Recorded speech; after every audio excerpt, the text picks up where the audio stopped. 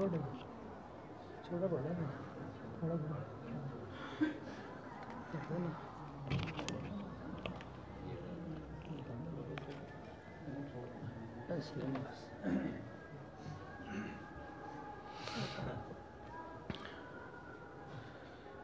بسم اللہ الرحمن الرحیم نحمدہ ونصلی علی رسولہ الکریم وعلی آلہ واصحابہ اجمعین۔ آج کی دوسری نشست کا آغاز کرتے ہیں۔ گزشتہ نشست میں ہم نے واقعہ شق القمر تک کا احاطہ کیا تھا۔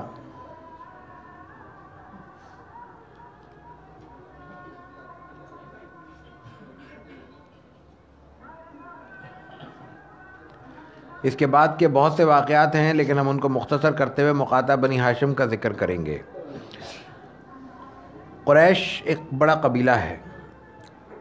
عربوں کے ہاں قبائل کی تقسیم یہ ہے کہ ہر قبیلے کے نیچے مختلف ان کے ذیلی شاخیں مرتب ہوتی چلی جاتی ہیں، تو بنی ہاشم اس کی ذیلی شاخ ہے۔ قبائلی عصبیت کی وجہ سے بنو ہاشم میں مسلمان لانے والے تو کم تھے، اسلام لانے والے تو کم تھے، مسلمان ہونے والے لوگ، لیکن رسول اللہ صلی اللہ علیہ وسلم کے ساتھ ان کی وابستگی جیسے ابو طالب کی تھی ویسے پورے قبیلے کی موجود تھی۔ اس عصبیت اور اس قبائلی حمیت کی وجہ سے بھی رسول اللہ صلی اللہ علیہ وسلم کو کچھ فوائد حاصل ہوئے۔ گزشتہ نشست میں تین اہم پہلو ہم نے عرض کیے تھے۔ ایک تو حبشہ کی 2 ہجرتیں، اور نہ صرف یہ کہ 2 ہجرتیں بلکہ ان ہجرتوں کے نتیجے میں مسلمانوں کو عارضی طور پر حاصل ہونے والا ٹھکانہ اور اس ٹھکانے کو متاثر کرنے کے لیے قریش مکہ کی جانب سے ہونے والی کوشش کی ناکامی۔ صرف ایک یہ نہیں تھا کہ وہاں مسلمانوں کو ٹھکانہ میسر آ گیا، بلکہ اس ٹھکانے کو ختم کرنے کے لیے جب وہاں پہ کوششیں کی گئیں اور قریش کی جانب سے وفد گیا اور مختلف سوال جواب کی نشست کے بعد نجاشی نے یہ فیصلہ کیا ان کو لوٹا دیا جائے، نہ صرف لوٹا دیا جائے بلکہ ان کو ان کے تحائف بھی واپس کر دیے جائیں، تو یہ ایک ان کی ذلت آمیز ناکامی تھی۔ صرف ناکامی نہیں تھی، ذلت آمیز ناکامی تھی۔ کتنا بڑا مرحلہ ہوتا ہے کہ انسان کا دیا ہوا تحفہ قبول نہ کیا جائے اور اس کو لوٹا دیا جائے، اور پھر بادشاہ کے دربار سے۔ ایک تو یہ واقعہ، اور دوسرا پھر حضرت سیدنا حمزہ رضی اللہ تعالیٰ عنہ اور عمر ابن خطاب رضی اللہ تعالیٰ عنہ کے اسلام لانے کے واقعے نے قریش کو از سر نو اپنی صف بندی پر مجبور کیا، اور انہوں نے یہ غور کرنا شروع کیا کہ اب مسلمانوں کو نقصان پہنچانے کے لیے کیا حکمت عملی اختیار کی جائے۔ انہوں نے اس پہ غور و فکر کیا، اور اس کے بعد انہوں نے سوچا کہ ان کا سماجی بائیکاٹ کر دیا جائے، مقاطع قطع سے، یعنی ایسا قطع تعلق کر دیا جائے کہ ان کے لیے یہاں پہ زندگی گزارنا دشوار ترین ہو جائے۔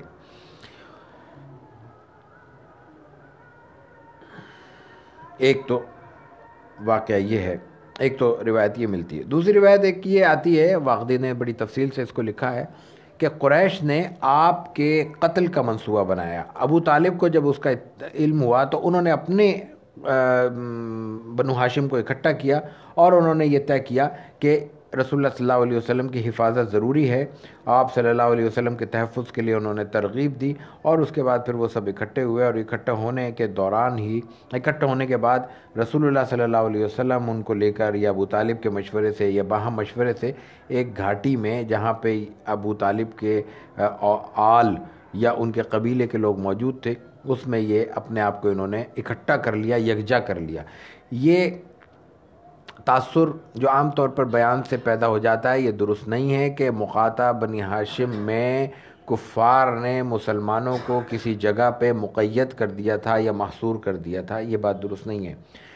بنی ہاشم کا جو بھی علاقہ بنتا ہے جہاں پہ یہ اکٹھے ہوئے تھے مقاطع کی صورت میں، وہاں پہ رسول اللہ صلی اللہ علیہ وسلم اپنی حکمت عملی سے یا ابو طالب کے مشورے سے اکٹھے ہوئے تھے، اور اس کی بنیادی وجہ یہ معلوم ہوتی ہے کہ سب اکٹھے ہو کر ایک حالات کا مقابلہ کریں اور مشرکین مکہ کے مظالم کا سامنا کرنے کے لیے اپنی قوتوں کو یکجا کریں، یہ بنیادی مقصد تھا۔ اس کے لیے وہاں اکٹھے ہوئے، اور ابو طالب نے جیسا عرض کیا کہ لوگوں کو ترغیب دی۔ قریش نے اس مقاطعے کے لیے یا بائیکاٹ، سماجی بائیکاٹ کے لیے جو تحریر مرتب کی، اس کا عنوان یہ تھا کہ جب تک، اس کا بنیادی ہدف یہ تھا کہ جب تک بنو ہاشم محمد صلی اللہ علیہ وسلم کو نعوذ باللہ قتل کے لیے ان کے حوالے نہ کر دیں، اس وقت تک بنو ہاشم اور ان کے تمام حامیوں سے، صرف بنو ہاشم نہیں ہے بلکہ بنو ہاشم کی حمایت کرنے والے تمام افراد سے قطع تعلق کیا جائے گا، ان سے کوئی میل جول نہیں رکھیں گے، کوئی شخص ان کی لڑکیوں سے نکاح نہیں کرے گا، کوئی اپنی لڑکیاں ان کے لڑکوں کو نہیں دے گا، کوئی چیز ان سے نہ خریدی جائے گی، کوئی چیز نہ ان کو فروخت کی جائے گی، اور نہ ان کے پاس کھانے پینے کا کوئی سامان جانے دیا جائے گا۔ یہ معاہدے کے سخت ترین الفاظ اور سخت ترین فیصلہ تھا۔ اس کے تھوڑا تھوڑا فرق ہے جو مختلف روایتوں میں الفاظ آتے ہیں، لیکن کم و بیش اس کا خلاصہ یہی تھا۔ یہ معاہدہ منصور بن اکرمہ نے تحریر کیا تھا اور پہلے دستخط کیے تھے، اور اس معاہدے کے ساتھ مزید ظلم یہ ہوا کہ اس کو ایک مقدس دستاویز قرار دے کر بیت اللہ میں اس کو لٹکا دیا گیا، خانہ کعبہ میں اس کو آویز ہاتھ کی انگلیاں شل ہو گئیں، اور ہمیشہ کے لیے وہ ہاتھ جس نے اتنا ظالمانہ معاہدہ لکھا تھا وہ لکھنے سے معذور ہو گیا اور حالت کفر میں اس کا انتقال ہوا۔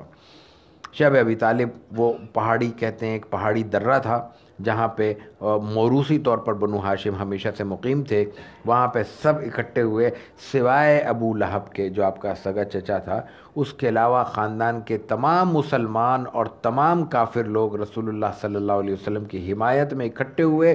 نہ صرف یہ کہ اکٹھے ہوئے بلکہ اسی ظلم اور جبر کے ساتھ وہ جو بھی مدت بنتی ہے 2-3 سال وہ انہوں نے اس گھاٹی میں گزارے ہیں۔ ظاہر ہے کہ اس کے سختی کا تھوڑا سا حوالہ ہم پیش کرتے ہیں۔ وہ ساری سختیاں انہوں نے وہاں پہ برداشت کی ہیں اور رسول اللہ صلی اللہ علیہ وسلم کا ساتھ دیا ہے۔ میں وہی عرض کروں گا کہ جس کا بنیادی سبب اور بنیادی وجہ اس کی وہی قبائلی عصبیت تھی۔ اسی گھاٹی میں وہ مسلمان وہاں رہے بھی ہیں، ان کے ہاں بچے بھی پیدا ہوئے ہیں۔ عبداللہ ابن عباس رضی اللہ تعالیٰ عنہما کا کل ہم نے بہت تفصیل سے ابتدا میں ذکر کیا تھا گفتگو کے، وہ انہی لوگوں میں شامل ہیں جو وہاں پہ پیدا ہوئے ہیں۔ 3 سال یہ لوگ وہاں پہ مقیم رہے ہیں۔ اس حد تک حالات سنگین ہو چکے تھے کہ معصوم بچوں کو پینے کے لیے دودھ تک میسر نہیں آتا تھا، بھوک سے تڑپتے اور بلبلاتے تھے، اور اس وقت قریش مکہ کی سنگ دلی کا یہ عالم تھا کہ وہ بچوں کی ان آوازوں سے خوش ہوتے تھے۔ وہ کہتے دیکھو ان کو ہم نے تڑپا دیا اور ان کو اس تکلیف میں مبتلا کر دیا۔ البتہ کچھ ان کے وہاں جو مقیم لوگ تھے ان کے کچھ غیر مسلم رشتہ دار یہ تعاون ضرور کرتے تھے کہ چوری چھپے کچھ پہنچانے کی، کچھ کھلانے کی کوشش کیا کرتے تھے۔ یہ وقت خاصا گزر گیا، 3 سال تقریباً عرصہ ہے، اسی تکلیف میں، اسی تشدد میں گزرا۔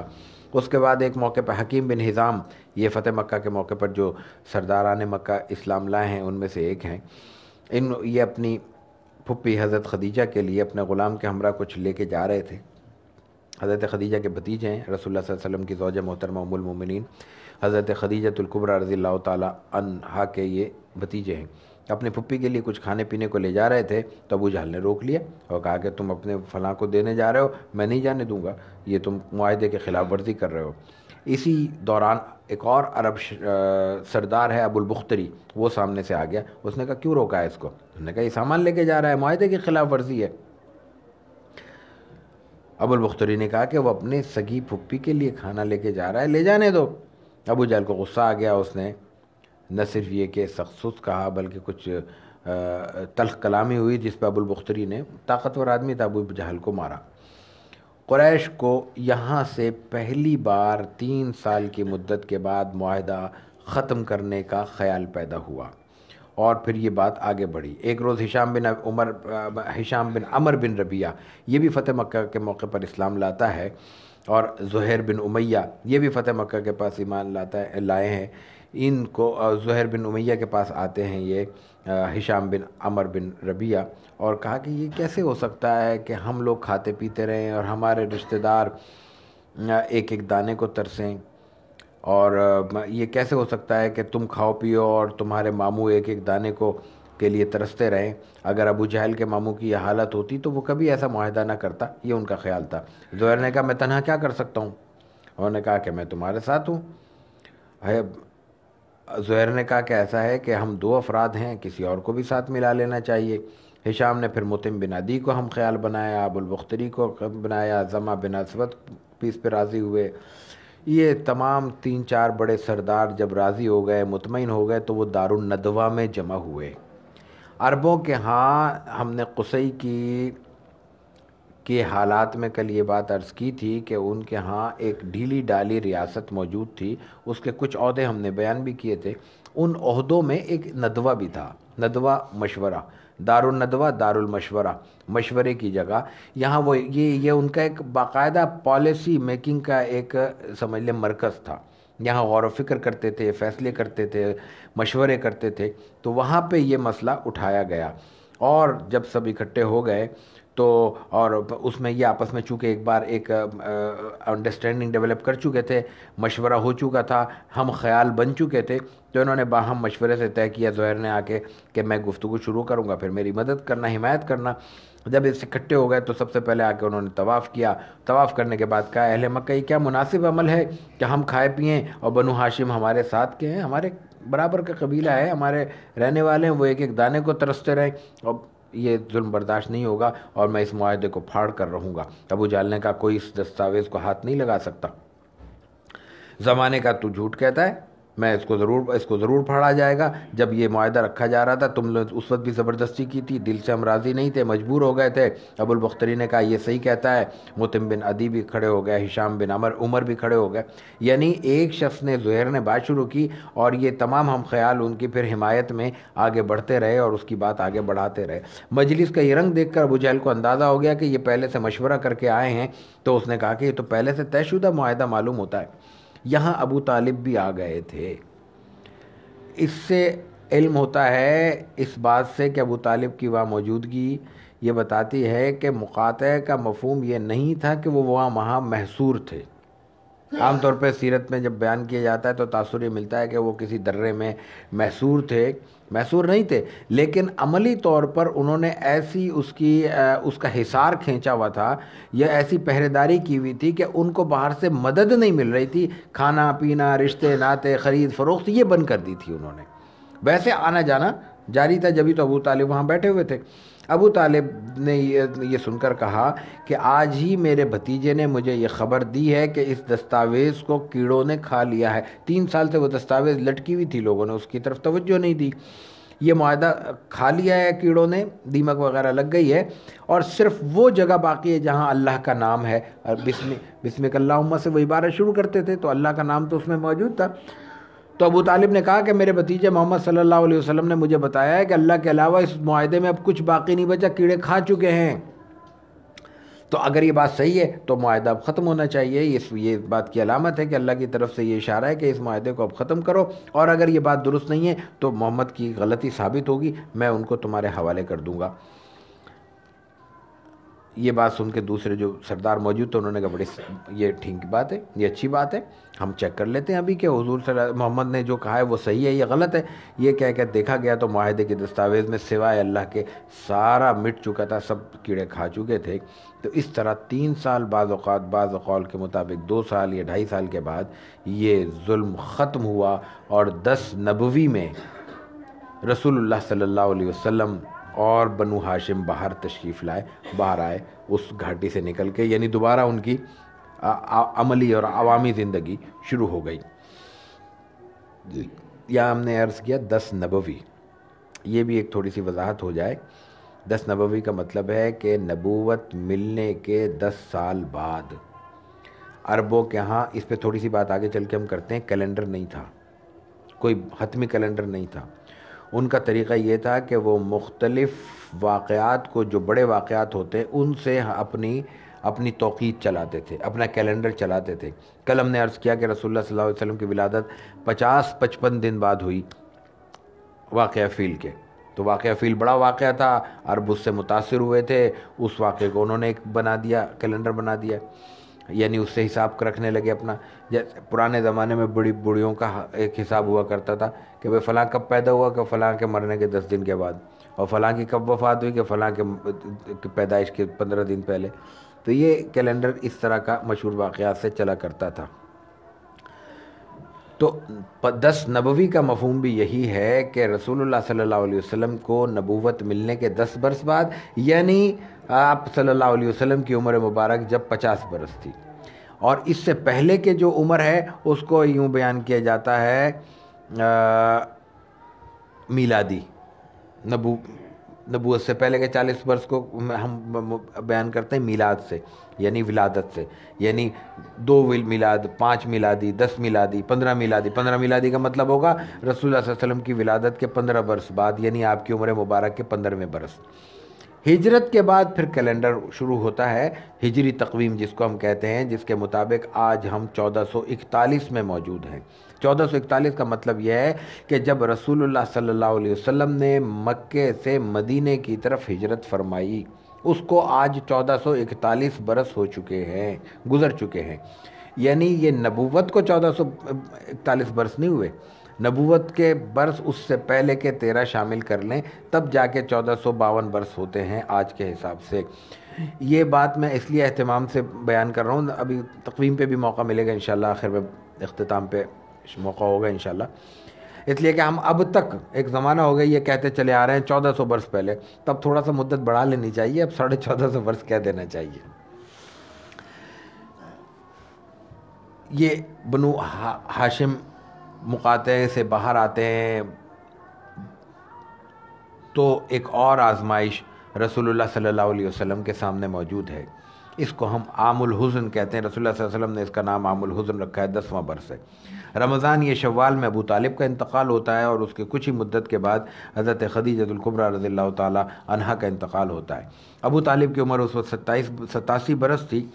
آپ صلی اللہ علیہ وسلم کی ساری زندگی انہوں نے خدمت کی، البتہ یہ ہے کہ ایمان جو عام طور پہ مشہور روایات ہیں ان میں وہ ایمان نہیں لا سکے۔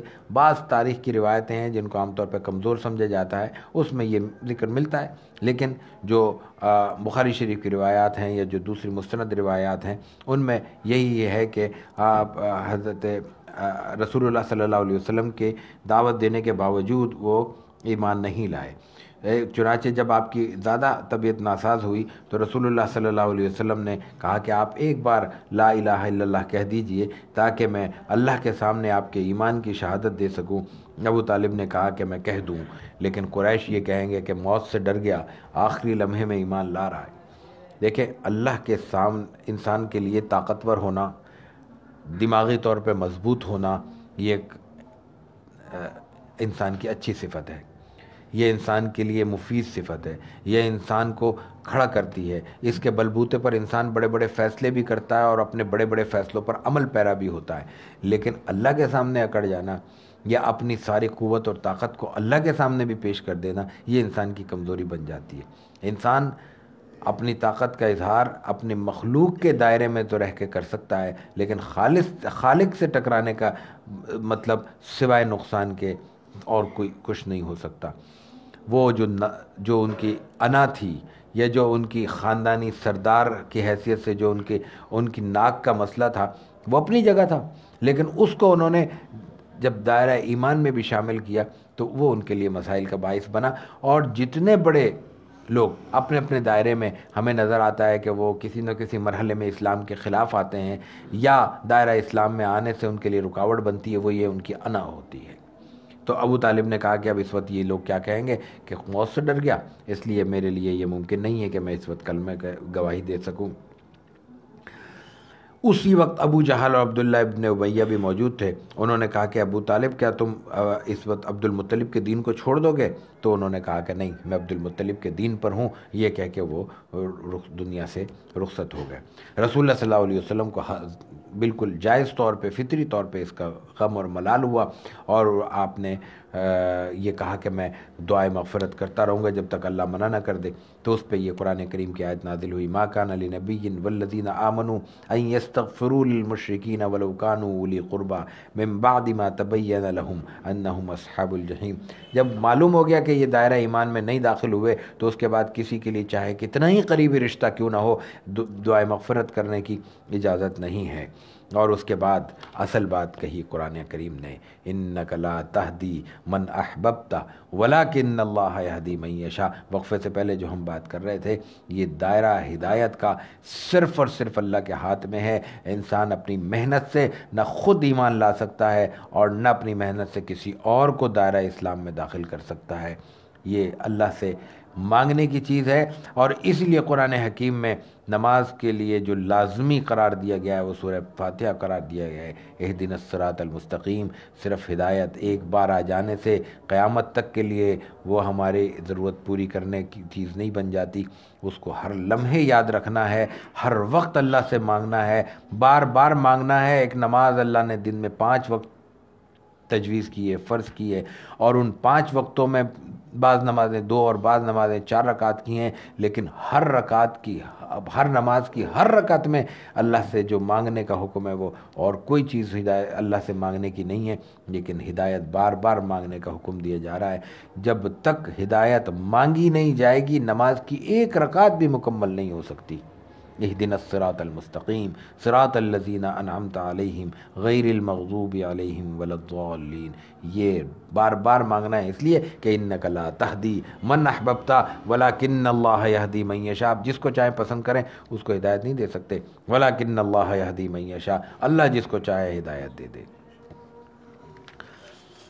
اس کے کچھ عرصے بعد، ابو طالب کی وفات کے 3 یا 5 روز کے بعد، حضرت خدیجۃ الکبریٰ رضی اللہ تعالی عنہا کا بھی انتقال ہو گیا۔ حضرت خدیجۃ الکبریٰ آپ کے صرف رفیقہ حیات نہیں تھیں، آپ کے رفیق دیرینہ اور رفیق دمساز نہیں تھیں، بلکہ آپ کی مشیر بھی تھیں، آپ کی پشتبان بھی تھیں، آپ کے ساتھ ہمہ وقت کھڑی رہنے والی خاتون تھیں۔ یہی سبب ہے کہ اس کے بعد آپ صلی اللہ علیہ وسلم نے بہت سی مصلحتوں کے تحت بہت سے نکاح کیے۔ حضرت عائشہ بھی آپ کے عقد میں آئیں، حضرت حفصہ بھی آئیں، ام سلمہ بھی آئیں، زینب بھی آئیں۔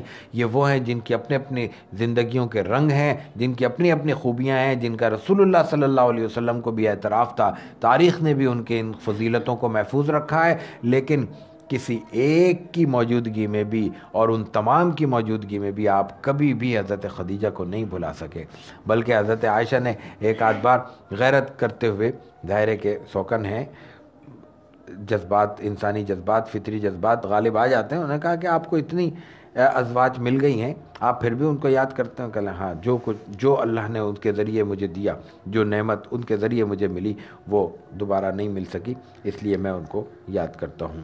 ان کی وفات کے بعد رسول اللہ صلی اللہ علیہ وسلم نے اس سال کو اپنے لیے عام الحزن قرار دیا۔ حزن کہتے ہیں غم کو، عام سال کو کہتے ہیں عین سے، عام الحزن کا مطلب ہے غم کا سال، ایسا سال جو رسول اللہ صلی اللہ علیہ وسلم کے لیے غموں کے پہاڑ بن کر آپ پہ ٹوٹا۔ مشرکین دعوت کے پہلے دن سے آپ کے مخالف تھے، پہلے مرحلے سے وہ رسول اللہ صلی اللہ علیہ وسلم کے راستے میں رکاوٹیں کھڑی کر رہے تھے، پہلے دن سے آپ کے لیے مشکلات کا باعث بن رہے تھے، لیکن ابو طالب موجود تھے، اور ایک بڑے سردار کی موجودگی بہرحال ان کے لیے ایک رکاوٹ کا باعث تھی۔ ان کے انتقال کے بعد وہ مزید جری ہوئے، پھر اس دوران ہجرت حبشہ ہوئی، وہاں سے بھی وہ نتائج اس درجے میں نہیں ملے جو رسول اللہ صلی اللہ علیہ وسلم کو مطلوب تھے، تو پھر آپ صلی اللہ علیہ وسلم نے ایک اور فیصلہ کیا۔ اب آپ نے طائف کا راستہ اختیار کیا۔ طائف میں بنو ثقیف تھے، بنو ثقیف قبیلہ ہے، رسول اللہ صلی اللہ علیہ وسلم کے اور آپ کے خاندان کے، بنو ہاشم کے، قریش کے، ثقیف کے ساتھ پرانے تعلقات ہیں، اور نہ صرف یہ کہ پرانے تعلقات ہیں بلکہ یہ تعلقات بعد میں بھی موجود رہے، اور یہ تعلقات محض سماجی نہیں تھے، معاشی بھی تھے، معاشرتی بھی تھے، کاروبار بھی باہم تھے، اور رشتے ناتے بھی ان کے آپس میں موجود تھے۔ اس وجہ سے رسول اللہ صلی اللہ علیہ وسلم نے طائف کا رخ کیا اور طائف کا انتخاب کیا۔ آپ کی خواہش تھی کہ مکے میں اگر مسلمانوں کو اپنے لیے کوئی مرکز اور کوئی ٹھکانہ بنانے کی سہولت حاصل نہیں ہو رہی تو کوئی اور جگہ منتخب کی جائے، کوئی اور علاقہ، کوئی اور شہر ایسا دیکھا جائے جہاں پہ مسلمان اپنی قوتوں کو جمع کر کے، اپنے صلاحیتوں کو مجتمع کر کے کوئی مرکز بنا سکیں اور اسلام کا پیغام عام کرنے کی اپنی خدمات اور اپنی ضرورتیں اور اپنی ذمہ داریاں پوری کر سکیں۔ اس مقصد کے لیے حضرت رسول اللہ صلی اللہ علیہ وسلم نے طائف کا سفر کیا، اور اس طائف کے سفر کے دوران آپ تنہا ہیں، صرف زید ابن حارثہ آپ کے ساتھ ہیں، آپ کے خادم کے طور پہ۔ اللہ جانے اس کی مصلحت ہیں، رسول اللہ صلی اللہ علیہ وسلم نے کہیں بیان نہیں کیا، لیکن ایک چیز سامنے آتی ہے، محسوس ہوتی ہے کہ وہاں حالات غیر یقینی تھے۔ وہاں یقینی طور پہ، حتمی طور پہ نہیں کہا جا سکتا تھا کہ کن حالات کا سامنا ہوگا، کیا مشکلات پیش آ سکتی ہیں۔ آپ براہ راست مسلسل مشکلات جھیلتے ہوئے آ رہے ہیں، تو شاید اس وقت آپ نے اپنے آپ کو آگے کیا کہ اگر یہاں سہولت میسر ہوئی تو پیغام بھجوایا جا سکتا ہے، صحابہ کرام آ سکتے ہیں، لیکن اگر مشکلات ہوئیں تو ان کو جو پہلے ہی مشکلات جھیل رہے ہیں ان کو دقت نہ ہو، بلکہ ہم خود فیس کریں اور ان مشکلات میں اپنے صحابہ کو محفوظ رکھ سکیں۔ رسول اللہ صلی اللہ علیہ وسلم نے حضرت زید کے ساتھ سفر کیا۔ مجموعی طور پر یہ سفر کوئی 1 ماہ کا ہے۔ اس 1 ماہ میں آپ نے قبائل کو، اطراف کے قبائل کو دعوت دی ہے، مختلف قبائل کے ساتھ اپنے مراسم میں استوار کرنے کی کوشش کی ہے۔ یہ تقریباً 20 دن کی آپ کی مصروفیت رہی ہے، اور 10 دن آپ کا طائف میں قیام رہا ہے، تمام مشکلات اور مشقتوں کے ساتھ، جس کا بھی ہلکا سا اشارہ جس کی طرف ہم ابھی کرتے ہیں۔ رسول اللہ صلی اللہ علیہ وسلم طائف کی طرف روانہ ہوئے، راستے میں جو قبائل آتے گئے ان کو اسلام کی دعوت دیتے گئے، توحید کا پیغام پہنچاتے گئے، اور بالآخر آپ طائف پہنچتے ہیں۔ طائف میں عمیر نامی کوئی سردار گزرا تھا، اس کے 3 سگے بھائی وہاں بڑے سردار تھے، عبد یالیل، مسعود اور حبیب۔ یہ 3 بڑے سردار ہیں جو پورے طائف کے نمائندے ہیں، یہ طائف پر جن کی حکمرانی ہے۔ آپ صلی اللہ علیہ وسلم نے ان تینوں کو ملاقات کی، تینوں کو اسلام کی دعوت دی، تینوں کو ترغیب دی کہ وہ دائرہ اسلام میں شامل ہو جائیں، لیکن تینوں نے آپ صلی اللہ علیہ وسلم کی دعوت قبول نہیں کی۔ نہ صرف یہ کہ آپ کی دعوت قبول نہیں کی، بلکہ بے رخی کا ثبوت دیا، اور بات بے رخی تک محدود نہیں رہی، بلکہ رسول اللہ صلی اللہ علیہ وسلم کے ساتھ بدتمیزی بھی کی اور آپ کے ساتھ بد کلامی بھی کی، اور بڑے کمزور جملے بولے۔ ایک نے کہا کہ اللہ کو نبی بنا کے بھیجنا تھا تو کوئی اور نہیں ملا تھا، تمہیں بھیج دیا۔ یہ اس قسم کی کمزور باتیں۔ اور ایک شخص نے یہ کہا کہ میں تم سے بات نہیں کرنا چاہتا، اگر تو سچا ہے تو تم سے، سچے آدمی سے گفتگو کرنا تو خلاف ادب ہے، اور اگر تو جھوٹا ہے تو اس گفتگو کے قابل ہی نہیں۔ مطلب اس قسم کی بیہودہ قسم کی منطق انہوں نے پیش کرنے کی کوشش کی، اور اس کے بعد انہوں نے نہ صرف یہ کہ یہ سب کچھ کیا، بد کلامی کی، بد زبانی کی، بلکہ طائف کے اوباش اور آوارہ لڑکوں کو اس بات پر اکسایا کہ وہ رسول اللہ صلی اللہ علیہ وسلم کے ساتھ بدتمیزی کریں اور آپ کو تشدد کا نشانہ بنائیں۔ ان لڑکوں نے آپ پر پتھر برسائے اور آپ زخمی ہو گئے۔ سیرت نگار اپنے محدود پیرائے بیان میں یہ کہتے ہیں کہ رسول اللہ صلی اللہ علیہ وسلم زخمی ہو گئے، آپ کے نالین مبارک پہ خون جم گیا، اور آپ صلی اللہ علیہ وسلم لہو لہان ہو گئے۔ کہنا آسان ہے، طائف کے میدان میں رسول اللہ صلی اللہ علیہ وسلم کو جس تشدد کا سامنا کرنا پڑا، اس کے بارے میں یہ روایت میں آتا ہے کہ آپ زخموں کے اور تکلیف کی شدت سے بیٹھ جاتے تھے، وہ لوگ پھر آتے تھے اور آپ کے بازو تھام کر آپ کو کھڑا کر دیتے تھے، پھر آپ چلنے لگتے، پھر پتھر برساتے، پھر تالیاں بجاتے، پھر نازیبہ کلمات کہتے، اس کے بعد پھر آپ بیٹھتے، آپ کا سر بھی زخمی ہوا، جسم بھی زخمی ہوا۔ رسول اللہ صلی اللہ علیہ وسلم کے بارے میں ہم یہ بات جانتے ہیں، مختلف روایتوں سے یہ بات ثابت ہے کہ آپ بشری اعتبار سے بھی تمام انسانی قوتوں اور طاقتوں کے لحاظ سے سب سے فائق تھے، سب سے زیادہ سب پہ غالب تھے۔ اللہ تعالیٰ نے ہر طرح کی خصوصیت بدرجہ عطم آپ کو عطا کی۔ آپ سے زیادہ کسی کو نہ حسن و جمال مل سکتا ہے، نہ طاقت مل سکتی ہے، نہ فہم و فراست مل سکتی ہے، نہ ذکاوت مل سکتی ہے، نہ حسب و نسب مل سکتا ہے، نہ بصیرت مل سکتی ہے۔ یہ سب اعلیٰ ترین مقام پہ کسی انسان کو جو میسر آ سکتی ہے وہ جناب رسول اللہ صلی اللہ علیہ وسلم کو عطا کر دی گئی، تو طاقت بھی سب سے زیادہ آپ کو عطا ہوئی۔ ایک کمزور یا درمیانے درجے کا کوئی شخص اگر کسی جگہ پہ پتھر کے نشانہ بنے، سنگ باری کا نشانہ بنے، تو وہ کیا کرتا ہے؟ وہ رکتا ہے یا بھاگتا ہے؟ جب اس کو پتھر مارے جائیں تو فطری طور پہ وہ بھاگتا ہے، پناہ گاہ کی تلاش کرتا ہے، کوشش کرتا ہے کہ تیز چلوں تاکہ اس سنگ باری سے میں بچ سکوں۔ رسول اللہ صلی اللہ علیہ وسلم بیٹھ کیوں جاتے ہیں؟ رسول اکرم صلی اللہ علیہ وسلم اس قدر زخمی ہو جاتے ہیں کہ خون کی بہنے کی وجہ سے کمزوری محسوس کرتے ہیں اور کھڑے ہونے کی طاقت نہیں رہتی۔ ایک طاقتور ترین ذات کا کتنا خون بہا ہوگا کہ وہ کمزوری کی وجہ سے بیٹھ گئے؟ یہ اصل غور کی بات ہے، کتنا خون بہا ہوگا اتنا۔ اب تصور کیجئے اس روایت کا جس میں یہ آتا ہے کہ آپ کے نالین مبارک میں خون جم گیا، یعنی خون بہتا رہا، پتھر پڑتے رہے، خون ٹپکتا رہا، خون جمتا رہا، اور بالآخر ایک مرحلہ ایسا آیا آپ کے لیے کھڑا ہونا ممکن نہیں رہا۔ اس کیفیت میں آپ بیٹھے ہیں، ظالموں نے پھر آپ کو بیٹھنے نہیں دیا، پھر آپ کو کھڑا کر دیا، پھر آپ روانہ ہوئے ہیں، پھر زخمی ہوئے ہیں، پھر خون بہا ہے، پھر کمزوری محسوس ہوئی ہے، پھر آپ بیٹھے ہیں۔ ایسا کئی بار ہوا ہے، اور بالآخر آپ کو ایک باغ میں پناہ ملی۔ عتبہ بن ربیعہ اور شیبہ بن ربیعہ کا ایک باغ تھا، وہ پیچھا کرتے کرتے وہاں پہنچے، آپ نے باغ میں پناہ لی، باغ تک وہ آئے، باغ سے باہر بندے داخل نہیں ہو سکے، وہ لوٹ گئے۔ عتبہ اور شیبہ وہاں موجود تھے۔ رسول اللہ صلی اللہ علیہ وسلم نے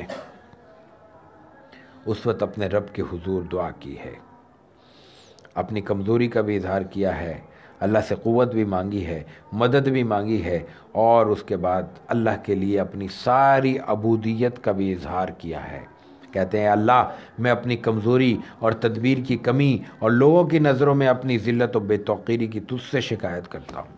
اللہ کے حضور ہاتھ پھیلا دیے ہیں، اے اللہ، اے سب پہ رحم کرنے والوں میں سب سے زیادہ رحم کرنے والے، تو عاجزوں اور کمزوروں کا بھی مالک اور رب ہے، میرا بھی رب اور مالک تو ہی ہے۔ اگر تو کسی غضبناک دشمن کے سپرد مجھے کر دے گا یا کسی دوست کے سپرد کر دے گا جس کو تو نے میرے امور کا مالک بنا دیا ہے، اگر یہ تیری مرضی ہے، اگر تو مجھ سے ناراض نہ ہو تو مجھے دنیا کے کسی مشکل کی، مصائب کی کوئی پرواہ نہیں، کیونکہ تیری عافیت میرے لیے سب سے زیادہ وسیع ہے۔ جب تو راضی ہے تو پھر مجھے کوئی دنیا کی قوت نقصان نہیں پہنچا سکتی۔ میں تیرے ذات کے نور کی پناہ لیتا ہوں جس سے تمام تاریکیاں روشن ہو جاتی ہیں اور دنیا اور آخرت کے سارے کام سنور جاتے ہیں۔ میں اس بات سے تیری پناہ مانگتا ہوں کہ تو مجھ پہ اپنا غضب نازل فرما، مجھے تو تیری رضا اور خوشنودی درکار ہے۔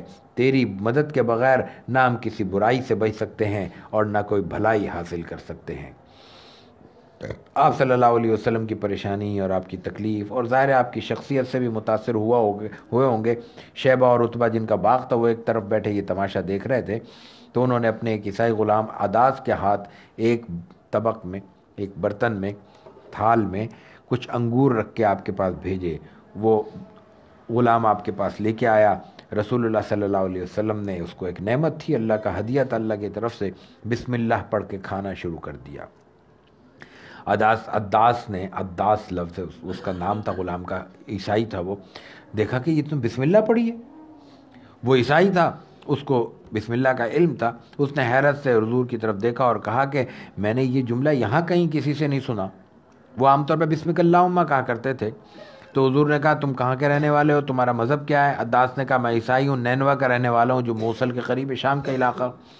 حضور نے کہا کہ تم مرد صالح حضرت یونس کی بستی کے ہو، نینوا ان کی بستی تھی۔ عداس نے کہا آپ یونس کو کیسے جانتے ہیں؟ انہوں نے کہا کہ وہ میرے بھائی ہیں، نبی انبیاء سب آپس میں بھائی ہوتے ہیں، تو وہ بھی میری طرح اللہ کے نبی تھے۔ عداس نے کہا آپ کا نام کیا؟ انہوں نے کہا محمد۔ عداس نے کہا میں نے آپ کا ذکر تورات میں پڑھا ہے، تورات میں اس وقت بھی تورات پڑھنے والوں کو علم تھا کہ آگے آنے والے نبی کی پیشن گوئی موجود ہے،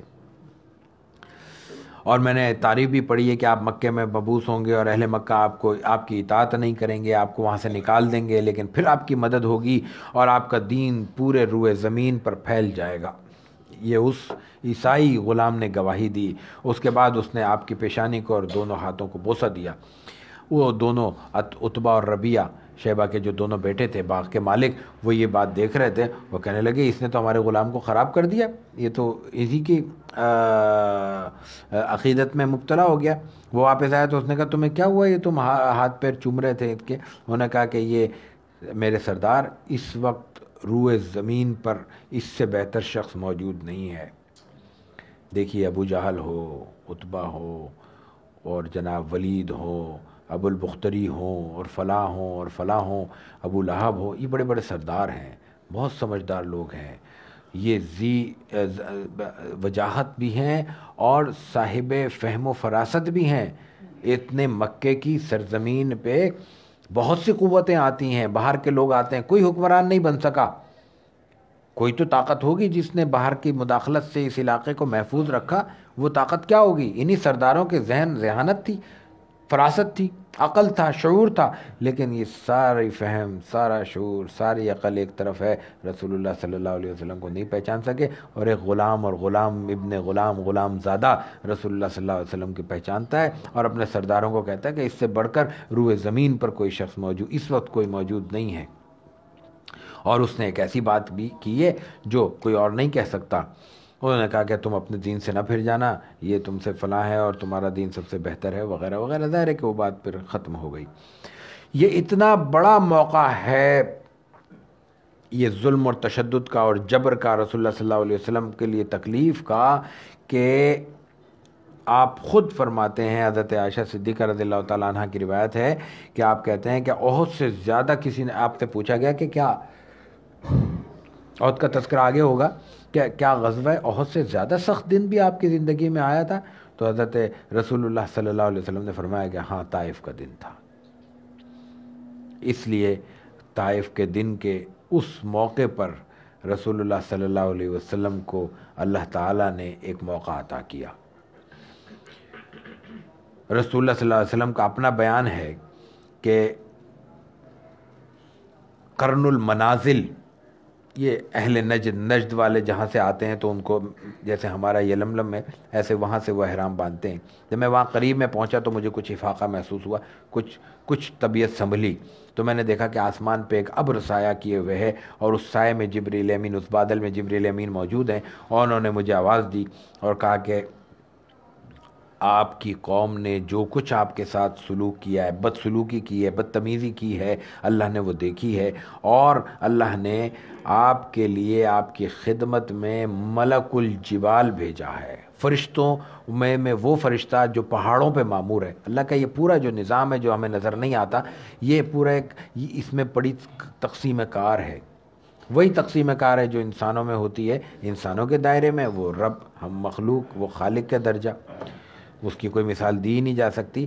اللہ کے ہاں بھی یہی تقسیم ہے، یہ تقسیم سنت اللہ ہے، جس پہ ہم کبھی کبھی کنفیوز ہو جاتے ہیں کہ فلاں یہ کام کیوں کر رہا ہے، ہم کیوں نہیں کر پا رہے۔ یہ اللہ کی حکمت ہے۔ اللہ تعالیٰ نے ہر آدمی کو ایک کام کے لیے پیدا نہیں کیا۔ ہر شخص نہ ملازمت کر سکتا ہے، نہ ہر شخص کاروبار کر سکتا ہے۔ کاروبار کے لیے الگ لوگ ہیں، ملازمت کے لیے الگ لوگ ہیں۔ یہ کام، دنیا کا نظام اسی طرح چلے گا۔ ہر شخص ایک ہی کام شروع کر دے، کائنات کا نظام نہیں چل سکتا۔ آپ دیکھیں بازار، یہ اللہ کی تکوین آنکھیں کھولنے کے لیے کافی ہے۔ دنیا کے کسی چھوٹے سے چھوٹے اور بڑے سے بڑے بازار میں چلے جائیں، کھانے کی، پینے کی، خریدنے کی، استعمال کی ہر ضرورت کی دکان ایک موجود ہے۔ کون مینیج کر رہا ہے؟ کوئی تو طاقت ہوگی جو اس نظام کو چلا رہی ہے کہ جتنے کپڑے کی دکانیں ہونی چاہیے شہر میں اتنی ہیں، جتنے جوتے کی ہونی چاہیے اتنی ہیں، جتنے کھانے کی ہونی چاہیے اتنی ہیں۔ یہ کیوں نہیں ہو جاتا کہ ان کا توازن تبدیل ہو جائے، کہ کپڑے کی دکان میں جائیں تو کپڑے ہی کپڑے ہوں، لیکن جوتوں کے لیے جائیں تو کوئی نہ ملے؟ ایسا کبھی ہوا ہے کسی کو؟ وجہ کیا ہے؟ انسانی تاریخ میں کوئی مزاج اس کی کوئی مثال دے سکتا ہے اور کوئی اس کی وجہ بتا سکتا ہے تو سمجھا دے، ہمیں تو سمجھ میں نہیں آتی، سوائے اس کے کہ اللہ تعالیٰ اپنی تکوین سے مینیج کر رہا ہے، لوگوں کو ایسے خیالات پیدا کرتا ہے، لوگوں میں ایسی صلاحیتیں انجیکٹ کرتا ہے کہ وہ اپنے اپنے دائرے میں رہتے ہیں اور اپنی اپنی ذمہ داریاں ادا کرتے ہیں۔ تو رسول اللہ صلی اللہ علیہ وسلم کو ملک الجبال نے، جو پہاڑوں پہ معمور فرشتہ ہے، اس کو بھیجا گیا، اور حضرت جبریل نے کہا کہ یہ آپ کی خدمت میں آیا ہے۔ انہوں نے سلام کیا اور انہوں نے کہا اللہ نے حکم دیا ہے، انہوں نے آپ کو سلام کیا، کہا میں ملک الجبال ہوں، سارے پہاڑ میرے تصرف میں ہیں، میرے اختیار میں ہیں، آپ جو چاہیں حکم دیں، اگر آپ حکم دیں تو میں ان دونوں پہاڑوں کو جن کے درمیان اہل مکہ اور اہل طائف رہتے ہیں ملا دوں اور یہ کچل کر ہلاک ہو جائیں۔ اللہ فیصلہ کر چکا ہے، اختیار دے چکا ہے، فیصلہ تو نہیں کہیں گے، اختیار دے چکا ہے اپنے بندے کو، اس بندے کو اختیار مل چکا ہے، طاقت مل چکی ہے۔ تشدد وہ ہے جو آپ خود فرماتے ہیں کہ احد سے بھی سخت دن ہے، اور احد سے سخت دن اور طائف کے علاوہ اور کوئی نہیں آیا۔ اتنے سخت ترین موقع پر بھی رسول اللہ صلی اللہ علیہ وسلم صبر کرتے ہیں۔ ہم چھوٹے چھوٹے معاملے میں بے صبری کا مظاہرہ کرنے لگتے ہیں، اور صبر کا بھی پیمانہ اگر دیکھا جائے یا اس کا مقام متعین کیا جائے تو یہاں سے ہوتا ہے۔ ہمارا صبر جس پہ ہم اتراتے ہیں کبھی کرنا بھی پڑ جائے تو وہ صبر کیا ہے؟ بے اختیاری کا صبر ہے، اضطرار کا صبر ہے، مجبوری کا صبر ہے۔ کچھ نہیں کر سکتے، کیا کریں گے؟ صبر کریں گے۔ کوئی طاقت نہیں ہے ہمیں، کیا کریں گے؟ صبر کریں گے۔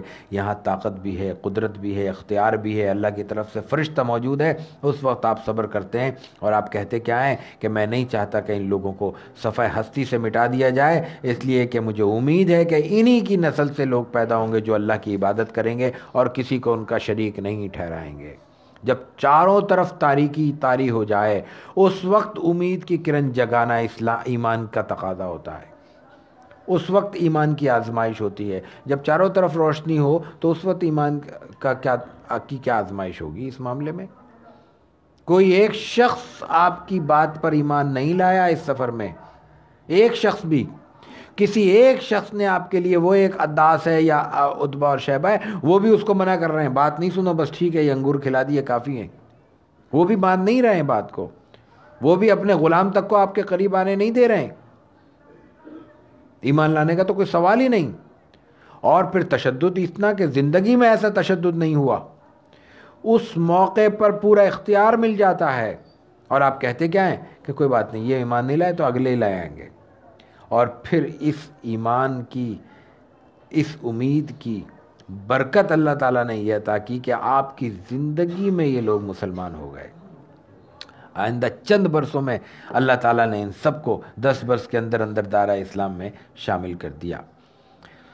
رسول اللہ صلی اللہ علیہ وسلم یہ سفر طے کر کے بالآخر واپس لوٹتے ہیں۔ واپس لوٹتے ہیں تو اب چونکہ انسانوں کی دنیا سے نا امید ہو کے آیا ہے، نا امید اللہ کی ذات سے تو نہیں ہے، آپ تو خود بتا رہے ہیں ہم کہ حضور نے امید کا اظہار کیا ہے، لیکن بظاہر کسی شخص نے آپ کو قبول نہیں کیا۔ واپسی پہ رسول اللہ صلی اللہ علیہ وسلم کو جنات کے وفد سے وادی نخلہ میں واسطہ پڑتا ہے، مکہ اور طائف کے درمیان ہے، 3 میل کا فاصلہ ہے۔ رسول اللہ صلی اللہ علیہ وسلم وہاں پہ نصف شب میں آپ نے نماز پڑھی، اس کی تلاوت کچھ جنات تھے انہوں نے سنی، اور اس کے بعد وہ آپ سے ملے۔ رسول اللہ صلی اللہ علیہ وسلم نے ان کو تلاوت کی اور ان سے بات کی، اور اس کے بعد پھر وہ لوگ اسلام لے آئے۔ اہم ترین سوال یہ ہے، مطلب نکتہ یہ ہے کہ جب انسانوں نے رسول اللہ صلی اللہ علیہ وسلم کی بات ماننے سے انکار کر دیا، رسول اللہ صلی اللہ علیہ وسلم کو اطمینان دلانے کے لیے اللہ تعالیٰ نے اپنی دوسری مخلوق پیش کر دی۔ جنات تو ویسے بھی موجود تھے، اور قرآن حکیم میں جب سورہ رحمان میں ہم پڑھتے ہیں فَبِأَيِّ آلَاءِ رَبِّكُمَا تُكَذِّبَانِ، تُكَذِّبَانِ جمع تثنیہ کا صیغہ، یعنی یہ 2 نعمتوں تم دونوں اللہ کی کن کن نعمتوں کو جھٹلاؤ گے۔ اس کا مطلب یہ ہے کہ اس دنیا میں جن بھی اسی طرح انسانوں کی طرح مکلف ہیں، ایمان لانے کے پابند ہیں، لائیں نہ لائیں، ان میں سے بھی جو ایمان لائیں گے وہ صاحب ایمان کہلائیں گے، جنت کے حقدار ہوں گے، اور جو ایمان نہیں لائیں گے وہ ہمارے انسانوں کی طرح وہ بھی غیر مسلم کہلائیں گے، اور ان کے لیے بھی آخرت میں وہ تمام چیزیں ہیں عذاب کی صورت میں، سزا کی صورت میں جو انسانوں کے لیے لکھی گئی ہیں، وہی انسانوں کے لیے، وہی جنوں کے لیے۔ اس کا مطلب یہ ہوا کہ وہ موجود تھے، لیکن ان کو اب تک آپ کی بعثت کا علم نہیں ہوا تھا، وہ جب تلاوت سنی تو انہوں نے اپنے اپنے حلقوں میں سوچا کہ کوئی خاص بات ہو گئی ہے، پھر انہوں نے پھیل گئے وہ روئے زمین پر، معلومات جمع کی، معلومات جمع کر کے ان کو علم ہوا۔ ان علم ہونے کے بعد انہوں نے بتایا آپس میں کہ بھئی یہ قرآن نازل ہوا ہے اور یہ آیات نازل ہوئی ہیں اور اللہ کے رسول صلی اللہ علیہ وسلم مبعوث ہو گئے ہیں وغیرہ وغیرہ۔ اس طرح رسول اللہ صلی اللہ علیہ وسلم کو یہ بتایا گیا کہ یہ اللہ کی قدرت ہے اور یہ سلسلہ جاری رہے گا، یہ سلسلہ رکنے والا نہیں ہے۔ انسانوں کی اپنی خوش قسمتی ہوگی کہ آپ کے دامن سے وابستہ ہو جائیں، اگر کوئی وابستہ نہیں ہوتا اللہ جیسی اور پتہ نہیں کتنی مخلوقات پیش کر سکتا ہے آپ کی خدمت میں۔ مجموعی طور پہ کہا جاتا ہے کہ یہ 6 بار کم از کم، دوسری روایتیں بھی آتی ہیں 7 8 9 کی بھی آتی ہیں، لیکن یہ کہ کم سے کم 6 بار جنوں کے وفد مختلف طور پہ حاضر ہوئے ہیں، اور ان کی تعداد پہلی بار 7 9، ایک مرتبہ 60، ایک مرتبہ 300، اور ایک بار کہا جاتا ہے کہ 12,000 کی تعداد تھی جو آپ کی خدمت میں آئے۔ مکے کی ریاست کی طرف ہم کل بھی اشارہ کر چکے ہیں، آج بھی ہم نے ایک اشارہ کیا، ایک اور اشارہ جس سے یہ معلوم ہوتا ہے کہ مکے کی وہ ریاست ڈھیلی ڈھالی ضرور تھی لیکن ایک سسٹم تھا، ایک نظام موجود تھا۔ یہ جو ہم مبالغے میں کہہ دیتے ہیں وہ قبائلی لوگ تھے، اکیلے بیٹھے ہوئے تھے، اپنی منمانیاں کرتے تھے، ایسا نہیں تھا۔ رسول اللہ صلی اللہ علیہ وسلم نے جب طائف کا سفر شروع کیا تو آپ کے اس سفر سے مکے کی آپ کی شہریت منسوخ ہو گئی، آپ مکے کے شہری نہیں رہے، اور وہاں کا یہ نظام تھا کہ جب شہریت ایک دفعہ منسوخ ہو جائے تو دوبارہ حاصل کرنے کے لیے کسی بڑے وہاں کے موجود سردار کی حمایت درکار ہوتی ہے، ورنہ وہ داخل نہیں ہو سکتے، داخل ہوں گے تو ہمیشہ خطرے میں رہیں گے، کوئی بھی نقصان پہنچا سکتا ہے۔ ایک تو ہے نا شرارت، چوری ڈاکہ مار دھاڑ، یہ تو سب چلتی ہے، لیکن ایک ہے لیگل اس کے اسٹیٹس، قانونی طور پر شہری ہونا۔ رسول اللہ صلی اللہ علیہ وسلم طائف کی طرف جا کے قانونی طور پر شہریت نہیں رکھتے تھے۔ رسول اللہ صلی اللہ علیہ وسلم وادی نخلہ سے جب مکے کی طرف روانہ ہوئے، وادی نخلہ میں نے عرض کیا کہ 3 میل کے فاصلے پر ہے مکے سے، تو زید بن حارثہ نے عرض کیا کہ آپ کو اہل مکہ نکال چکے ہیں، یعنی آپ نکل چکے ہیں، شہریت ختم کر چکے ہیں، مکے میں آپ کیسے داخل ہوں گے دوبارہ؟ تو آپ نے فرمایا زید اللہ اس ابتلا سے کوئی نہ کوئی صورت نکال دے گا، نجات کی نکال دے گا، کوئی راستہ پیدا ہو جائے گا۔ اس کے بعد پھر آپ غار ہرا پہنچے، ڈائریکٹ آپ شہر میں داخل نہیں ہوئے، غار ہرا میں جا کے آپ تھوڑی دیر کے لیے رکتے ہیں۔ عبداللہ ابن اریقط کے ذریعے اخنس ابن شریق کے پاس پیغام بھیجا کہ کیا تم مجھے پناہ دیتے ہو؟ وہ بعد میں مسلمان ہوئے، اس وقت تک اسلام نہیں لائے، تو انہوں نے کہا قریش کے ڈر سے میں اسلام، قریش کا حلیف ہوں، میں پناہ نہیں دے سکتا۔ پھر آپ نے سہیل بن عمر کے پاس پیغام بھیجا، وہ بھی بعد میں اسلام لائے، انہوں نے کہا میں بھی نہیں دے سکتا۔ پھر آپ نے مطعم بن عدی کے بعد پیغام بھیجا کہ بھائی میری شہریت ختم ہو گئی ہے، مجھے پناہ دو، میرا اعلان کرو تاکہ مجھے کوئی نقصان نہ پہنچا اور میں واپس مکے کا شہری بن سکوں۔ انہوں نے قبول کر لیا، مسلمان نہیں ہیں، لیکن ان کی حمیت اور ان کا جو مزاج تھا، کل ہم نے ذکر کیا تھا کہ وہ حق پرست تھے اس معنی میں کہ وہ جو سچ بات سمجھتے تھے یا جو بات سمجھ میں آ جائے اس پہ ڈٹ جاتے تھے۔ انہوں نے، اس نے سردار تھا، اس نے کہا کہ ٹھیک ہے آپ نے بات مانگی ہے، ایک سوال کیا ہے، میں آپ کے ساتھ ہوں اور میں آپ کی اس بات کو قبول کرتا ہوں۔ اس نے کہا کہ حضور کو کہو کہ وہ آ جائیں، میں ساتھ ہوں۔ چنانچہ حضور شہر میں داخل ہوئے، اس کے پاس رات گزاری، جب صبح ہوئی تو وہ اپنے 6-7 بیٹوں کے ساتھ مسلح ہو کے نکلا اور کہا کہ آپ طواف کریں۔ یہ اعلان تھا آپ کی شہریت کا کہ آپ دوبارہ مکے میں آ گئے، آپ طواف کریں، اور خود اس نے اپنے چاروں طرف تلواروں کے سائے میں آپ کو لے لیا، آپ کی حفاظت میں، آپ کو اپنی حفاظت میں لے لیا۔ اس کے بعد ابو سفیان وہاں آئے، انہوں نے کہا کہ کیا تم نے پناہ دی ہے یا ان کی اطاعت قبول کر لی ہے؟ اب دیکھیں یہ بھی فنی جملہ ہے، ٹیکنیکل ہے یہ، کہ یہ تم دائرہ اسلام میں داخل ہو گئے یا محض پناہ دے رہے ہو؟ انہوں نے کہا نہیں میں نے صرف پناہ دی ہے۔ انہوں نے کہا ٹھیک ہے، جب پناہ دی ہے، تم نے پناہ دی ہے تو ہم نے بھی پناہ دی۔ یہ ان کا اصول تھا، اور یہ اصول اسلام نے برقرار رکھا ہے۔ اسلام کا اصول، اسلامی نظام میں یہ تھا، رسول اللہ صلی اللہ علیہ وسلم کے بعد بھی یہ موجود رہا کہ کوئی ایک شخص، کوئی ایک مومن بھی، ایک اہل ایمان بھی جو اسلامی ریاست میں رہتا ہے، وہ یہ کسی بھی شخص کو مسلم ہے، غیر مسلم ہے، رشتہ دار ہے، غیر رشتہ دار ہے، پناہ دے دے تو پوری ریاست کا حق ہے کہ وہ اس پناہ کو قبول کرے اور اس کے خلاف کوئی کارروائی کرنے کا حق نہ رکھے۔ رسول اللہ صلی اللہ علیہ وسلم کے پاس کئی مواقع ایسے ہیں جب یہ اس قسم کے فیصلے ہوئے اور اس قسم کی مثالیں ملتی ہیں۔ تو بہرحال مطعم ابن عدی کے اس پناہ پر رسول اللہ صلی اللہ علیہ وسلم دوبارہ مکے کے شہری قرار پائے اور مکے میں آپ داخل ہو گئے۔ رسول اللہ صلی اللہ علیہ وسلم زید بن حارثہ کے ساتھ داخل ہوئے اور مطعم بن عدی نے کہتے ہیں، ایک روایت میں آتا ہے کہ اونٹ پہ سوار ہو کے اس نے اعلان کیا، قریش کے لوگوں میں نے محمد کو پناہ دی، اب کوئی ان کو نقصان نہ پہنچائے۔ یہ اتنی بڑی بات تھی، اتنا بڑا اس کا احسان تھا کہ بدر کے موقع پر جب قریش کے لوگ مسلمانوں کے گرفت میں آ گئے، گرفتار ہو گئے اور وہ کافی عرصے تک گرفتار رہے، اس وقت رسول اللہ صلی اللہ علیہ وسلم نے مطعم کے اس احسان کو یاد کیا تھا۔ یہ بھی ہمارے ہاں سبق ہے ہمارے لیے۔ ایمان کا تقاضا صرف یہ چند باتیں نہیں ہیں جو ہم نے سمجھ لی ہیں، ایمان تو پوری انسانی شخصیت کو بدل کر رکھ دیتا ہے۔ ایمان کا ایک تقاضا یہ بھی ہے کہ انسان اپنے محسن کو نہ بھولے، اپنا احسان کرنے والوں کو یاد رکھے، اور چھوٹا سے چھوٹا احسان بھی احسان ہوتا ہے، صرف بڑا احسان، بڑی رقم، بڑا کوئی عمل احسان نہیں کہلاتا، چھوٹا سے چھوٹا کام بھی احسان ہوتا ہے، اس کو یاد رکھنا چاہیے۔ رسول اللہ صلی اللہ علیہ وسلم مدینے میں آپ کی نبوت، ختم نبوت، آپ کا مقام، آپ کی فضیلت، افضلیت، ہم کیا بیان کریں گے اس کو؟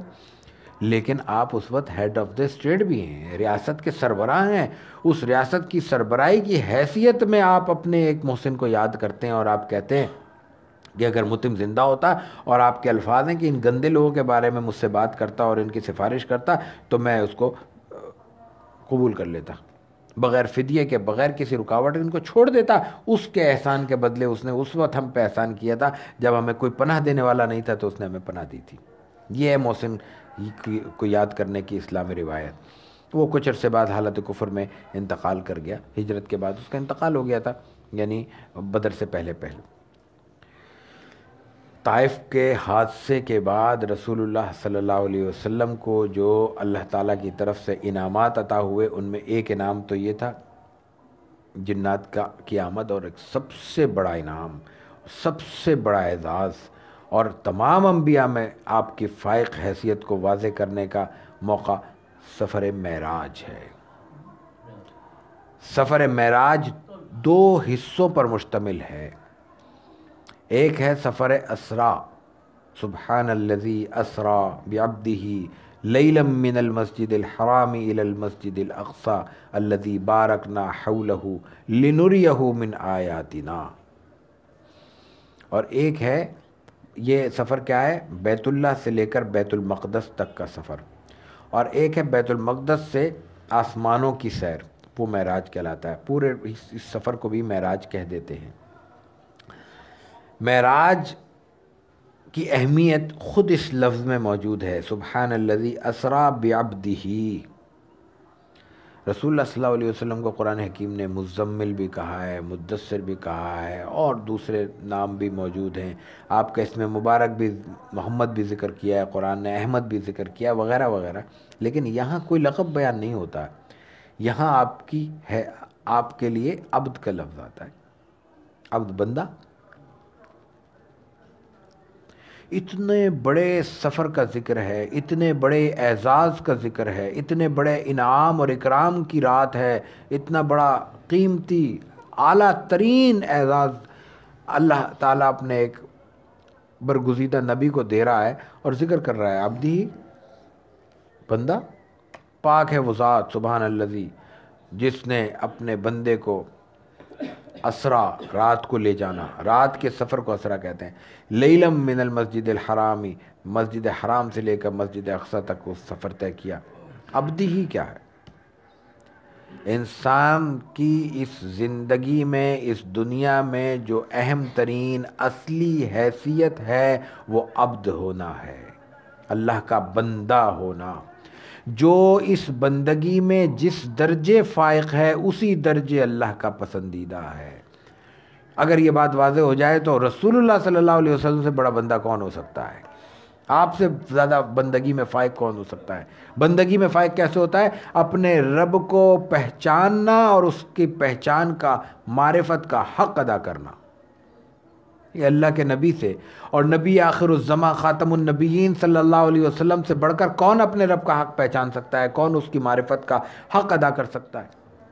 یہ وہ وجہ ہے جس کی وجہ سے رسول اللہ صلی اللہ علیہ وسلم عبادت میں اتنا غلو فرماتے تھے، یا اس میں اتنی محنت فرماتے تھے کہ جب صحابہ کہتے تھے کہ آپ کے تو سارے گناہ بخشے میں، تو آپ کہتے تھے افلا اکون عبدا شکورا، عبد کا ذکر کیا ہے وہاں پہ، کہ کیا میں اللہ کا شکر گزار بندہ نہ بنوں، اس نے مجھے بندہ بنا دیا، بندگی میں مجھے قبول کر لیا، بندگی کا اعلیٰ ترین اعزاز عطا کر دیا، اب اس کا حق تو میں ادا کروں۔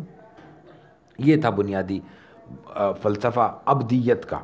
تو اس مقام پہ اللہ تعالیٰ نے اعلان کیا ہے بنیادی طور پہ کہ کامل ترین، اکمل ترین، مکمل ترین، افضل ترین عبد کی حیثیت سے ہم نے آپ کو قبول کر لیا ہے، اور اعلان کر دیا ہے کہ آپ ہمارے سب سے اول عبد ہیں۔ سبحان الذی اسریٰ بعبدہ لیلا من المسجد الحرام الی المسجد الاقصی الذی بارکنا حولہ لنریہ من آیاتنا۔ لنریہ من آیاتنا کا مفہوم ہے کہ یہ پورا سفر اپنی نشانیت دکھانے کے لیے، اپنی دنیا سے آپ کو متعارف کرانے کے لیے، اپنی دنیا سے جو دنیا میں رہتے ہوئے آنکھوں سے اوجھل ہے، متعارف کرانے کے لیے آپ کو یہ سفر کرایا گیا ہے۔ اسی لیے اپنے کامل ترین عبد سے سارے انبیاء کی امامت کرا کے آپ کو امام الانبیاء کا مقام بھی عطا کیا۔ تو بہرحال سفر معراج کے حوالے سے مختلف باتیں، مختلف تفصیلات موجود ہیں، لیکن اہم ترین بات یہ ہے کہ یہ سفر جو ہمارے ہاں معروف ہے اور مشہور ہے، معراج کا سفر کم از کم رجب کے موقع پہ پیش نہیں آیا۔ یہ ماہ رجب کا واقعہ نہیں ہے۔ کیلنڈر کے حوالے سے کچھ باتیں آگے چل کے ہم عرض کریں گے، لیکن اس سے پہلے تھوڑی سی تفصیل تو آپ کے سامنے ہم پیش کر چکے ہیں۔ عام طور پہ کیلنڈر کا معاملہ یہ ہے، چلیں اس پہ ہم آگے چل کے بات کرتے ہیں، لیکن صرف میں یہ عرض کر دوں کہ یہ واقعہ نبوی کیلنڈر کے اعتبار سے قمری حیثیت میں رمضان المبارک کی 27ویں شب کا واقعہ ہے، اور رجب کی جو 27ویں شب بیان کی جاتی ہے یہ قمریہ شمسی تاریخ ہے۔ اس پہ آگے چل کے بات کریں گے، انشاءاللہ واضح ہو جائے گی۔ رسول اکرم صلی اللہ علیہ وسلم بیت اللہ میں تھے، وہاں سے آپ کو حضرت جبریل نے لیا اور اس کے بعد آپ کو وہاں پہ پہنچایا، وہاں سے پھر آپ آگے گئے ہیں۔ وَلَقَدْ رَآهُ نَزْلَةً أُخْرَى عِنْدَ السِّدْرَةِ الْمُنْتَهَى عِنْدَهَا جَنَّةُ الْمَأْوَى إِذْ يَغْشَى السِّدْرَةَ مَا يَغْشَى مَا زَاغَ الْبَصَرُ وَمَا طَغَى لَقَدْ رَآ مِنْ آيَاتِ رَبِّهِ الْكُبْرَى۔ قرآن کہتا ہے کہ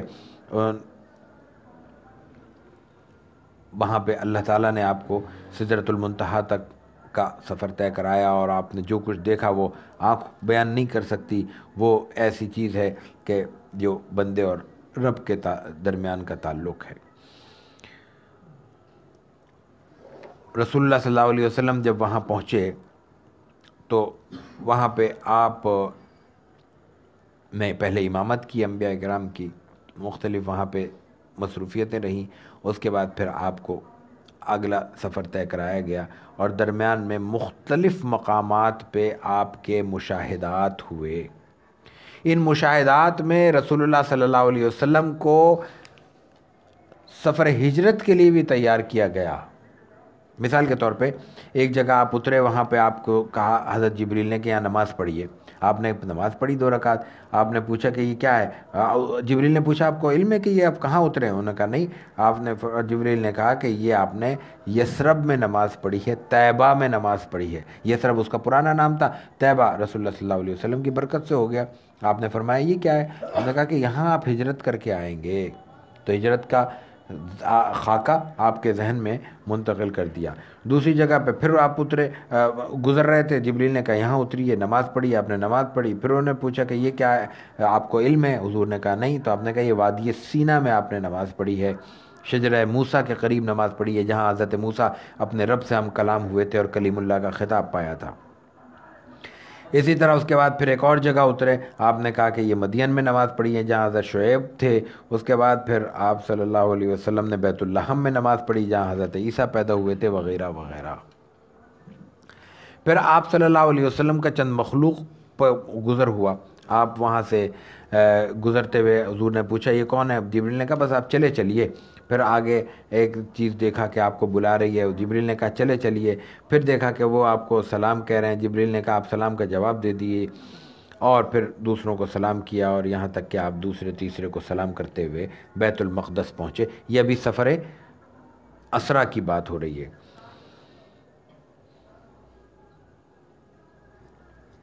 آپ صلی اللہ علیہ وسلم اس دوران آپ نے مختلف جگہ پہ مختلف لوگوں سے مختلف انبیاء کی بھی زیارت کی۔ بعد میں رسول اللہ صلی اللہ علیہ وسلم کو جبریل نے بتایا کہ وہ راستے میں ایک بڑھیا آپ کو ملی تھی، تو ہم نے کہا کہ یہ دنیا تھی، دنیا کی عمر اتنی ہی بچی ہے جتنی اس بڑھیا کی عمر آپ کو نظر آ سکتی ہے، اندازہ ہو سکتا ہے۔ ہم نے ایک جملہ کہا تھا کہ رسول اللہ صلی اللہ علیہ وسلم کی بعثت خود قیامت کی ایک علامت تھی۔ یہی مفہوم تھا کہ حضرت آدم سے جس زندگی کا، جس دنیا کا، جس کائنات کے سفر کا آغاز ہوا تھا، وہ رسول اللہ صلی اللہ علیہ وسلم کی آمد سے اپنے آخری مرحلے میں داخل ہوا ہے۔ اس آخری مرحلے کو کتنی گنجائش حاصل ہے اللہ تعالیٰ کی طرف سے، وہ کتنا لمبا ہوگا، کتنی طوالت ہے، اس کو یہ اللہ جانتا ہے۔ اللہ تعالیٰ نے یہ راز خود قرآن کریم میں بیان کر دیا کہ قیامت کا علم کسی کے پاس نہیں ہے۔ 5 چیزوں کا علم جو اللہ تعالیٰ نے بیان کیا ہے سورہ روم کے آخر میں، اس میں یہ سورہ لقمان کے آخر میں، اس میں یہ بھی ہے کہ جو قیامت ہے وہ اللہ ہی کے علم میں ہوگی۔ رسول اللہ صلی اللہ علیہ وسلم نے کتنی بار کہا، حدیث جبریل مشہور حدیث ہے، درس حدیث میں ہمارے وہ بیان ہو چکی ہے بالکل شروع میں، اس میں حضرت جبریل نے آپ سے پوچھا کہ وہ مختلف سوالات کی، یعنی سمجھانے کے لیے اور صحابہ کرام کی تعلیم کے لیے تشریف لائے تھے، ان میں مختلف سوالات کی۔ ایک میں کہا کہ متی الساعہ، سوال قیامت کب ہوگی؟ تو آپ نے کہا کہ مل مسئول عنہا بعالم من السائل، جو سوال کرنے والا ہے اس سے زیادہ جواب دینے والا نہیں جانتا۔ یعنی جبریل اور حضور دونوں کا علم نہیں ہے کہ قیامت کب ہوگی، اس لیے کہ یہ اللہ نے اپنے پر راز رکھا ہے، قرآن نے واضح طور پہ بیان کر دیا۔ لیکن اس کا مفہوم یہ نہیں ہے کہ علامتیں بھی بیان نہیں ہو سکتی۔ رسول اللہ صلی اللہ علیہ وسلم نے علامتیں بیان کی ہیں، اسی میں سے ایک یہ بات یہاں پہ آئی کہ وہ جو آپ کو بڑھیا ملی ہے اس سے اندازہ کر لیں اس کی کتنی عمر باقی ہوگی۔ اسی طرح آپ نے کوئی ایک آواز بلا رہی تھی، حضور نے کہا کون ہے؟ انہوں نے کہا آپ چلے چلیے، تو انہوں نے کہا وہ شیطان تھا، وہ اپنی طرف بلانا چاہتا تھا، اور درمیان میں جو آپ نے آپ کو سلام کیا اور آپ نے اس کا، میں نے کہا کہ جواب دیں، تو وہ مختلف انبیاء اکرام تھے، حضرت ابراہیم، حضرت موسیٰ اور حضرت عیسیٰ۔ اس کے بعد حضرت جبریل نے براق کو وہاں پہ باندھ دیا، براق جس پہ تھے، اور پھر آپ انبیاء وہاں پہ صف بندی ہو گئی، انبیاء کو آپ نے نماز پڑھائی۔ جب تک نماز پڑھائی اس وقت تک رسول اللہ صلی اللہ علیہ وسلم کو علم نہیں تھا۔ بعد میں حضرت جبریل نے کہا آپ کو علم ہے جو آپ نے امامت کی، آپ کے پیچھے کون لوگ تھے؟ حضور نے کہا نہیں، تو کہا کہ جتنے انبیاء حضرت آدم سے لے کر اب تک مبعوث ہوئے ہیں سب نے آپ کی اقتداء میں اس وقت نماز پڑھی ہے۔ ایک تو یہ اعزاز رسول اللہ صلی اللہ علیہ وسلم کو اس وقت اللہ تعالیٰ نے دیا۔ لیکن یہ اعزاز کب ملا؟ جب سفر طائف بھی ہو گیا، مقاطعہ بھی ہو گیا، عام الحزن بھی ہو گیا، ہجرت حبشہ کی مشقتیں بھی ہو گئی، مشرکین مکہ کے سارے مظالم بھی گزر گئے، مظالم جاری ہیں ابھی، لیکن وہ شدت کا پورا دور گزار کر یہ اعزاز ملے ہیں۔ کوئی بھی بڑا کام، بڑا اعزاز، بڑا انعام بغیر کوئی مشقت مانگے نہیں ملا کرتا۔ بہت جتنا بڑا انعام ہوتا ہے اس سے پہلے اتنی ہی بڑی مشقت ہوتی ہے۔ ہم میں سے ہر ایک کی انسانی فطرت ہے کہ انعام تو بڑے سے بڑا درکار ہے، اور محنت کم سے کم کرنے کے لیے بھی ہم تیار نہیں ہیں۔ یہ تو انبیاء کا معاملہ ہے، ہماری کیا حیثیت ہے اس کے معاملے میں؟ لیکن انبیاء کی نہیں، اللہ کی سنت یہی ہے کہ جتنا بڑا مقام اور جتنا مرتبہ اللہ کی طرف سے عطا ہوگا اس سے پہلے اتنی ہی بڑی خدمت لی جائے گی، اس سے اتنی ہی بڑی مشقت ہوگی، اتنی ہی بڑی ریاضت کرنی پڑے گی۔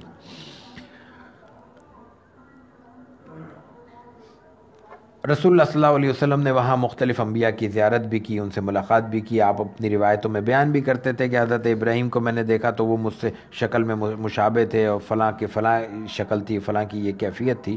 بہرکیف اس موقع پہ انبیاء کرام نے مختلف حوالوں سے اپنے اپنے انداز میں اللہ کی حمد و ثنا بھی بیان کی، یعنی تقریر، خطبات بھی دیے، اور وہاں پہ قیامت کا بھی ذکر ہوا۔ اور رسول اللہ صلی اللہ علیہ وسلم، ابن ماجہ کی روایت میں حضرت ابن مسعود رضی اللہ تعالیٰ عنہ سے منقول ہے کہ حضرت رسول اکرم صلی اللہ علیہ وسلم نے حضرت ابراہیم، حضرت موسیٰ، حضرت عیسیٰ سے ملاقات کی، اور امر قیامت کا تذکرہ ہوا۔ سب نے حضرت ابراہیم کی طرف رجوع کیا، انہوں نے کہا مجھے اس کا علم نہیں۔ حضرت موسیٰ کی طرف رجوع کیا، انہوں نے کہا مجھے علم نہیں۔ حضرت عیسیٰ کی طرف رجوع کیا، انہوں نے کہا کہ مجھے اس کا علم نہیں، سوائے اس کے کہ اللہ تعالیٰ نے مجھ سے وعدہ کیا ہے کہ دجال نکلنے والا ہے، اور اس کے پاس 2 آلے ہوں گے، جب وہ مجھے دیکھے گا تو رانگے کی طرح پگھلنے لگے گا، اور اللہ تعالیٰ اس کو ہلاک کر دے گا۔ پھر رسول اللہ صلی اللہ علیہ وسلم کو دودھ اور شراب کے پیالے پیش کیے گئے، آپ نے دودھ قبول کر لیا، اور حضرت جبریل نے اس وقت کہا کہ آپ نے فطرت کو قبول کیا۔ فطرت، نیچر، دودھ خالص فطری غذا ہے، جس کو دنیا کی ہر قوت تسلیم کرتی ہے. جو بھی جدید ترین سائنٹیفک ریسرچ جہاں تک پہنچ جائے وہ یہی کہتی ہے کہ انسان کے لیے پیدائش سے لے کر بڑھاپے تک جو نیچرل فیڈ ہے، فطری غذا ہے، وہ دودھ ہے، اور اس سے بڑھ کر کوئی بڑی غذا نہیں ہو سکتی. رسول اللہ صلی اللہ علیہ وسلم کو کے ذریعے امت کو یہ پیغام دیا گیا. اس کے بعد اس موقع پر یہ روایت بھی آتی ہے کہ شق صدر بھی ہوا ہے آپ کا، اور پھر آسمانوں کی سیر ہوئی ہے. آسمانوں کی سیر میں مختلف آسمانوں پہ مختلف انبیاء کرام سے آپ کی ملاقات ہوئی ہے. پھر آپ کو سدرۃ المنتہا تک بلند کیا گیا ہے. سدرہ کہتے ہیں بیری کو، بیری کا درخت، بیر، سدرہ، المنتہا اینڈ، اختتام، جہاں سے آگے ایک دنیا تبدیل ہو جاتی ہے، اس کے آگے پھر اللہ کو معلوم ہے کہ وہاں کیا ہے. حضرت انس رضی اللہ تعالیٰ عنہ کی روایت کے مطابق یہ 7ویں آسمان پر ہے. حضرت ابن مسعود کہتے ہیں 6 آسمان پر ہے. اس کے بڑے بڑے پھل تھے، بیری جو بھی تھی، مطلب بیری آج کے دنیا کے حساب سے کہا جا رہا ہے، وہ وہاں کی بیری ہے، کیا کیفیت ہوگی. اسی لیے اس کے بڑے بڑے درخت تھے، بڑے بڑے پتے تھے، ہاتھی کے کان کی طرح بڑے بڑے پھل تھے اس کے.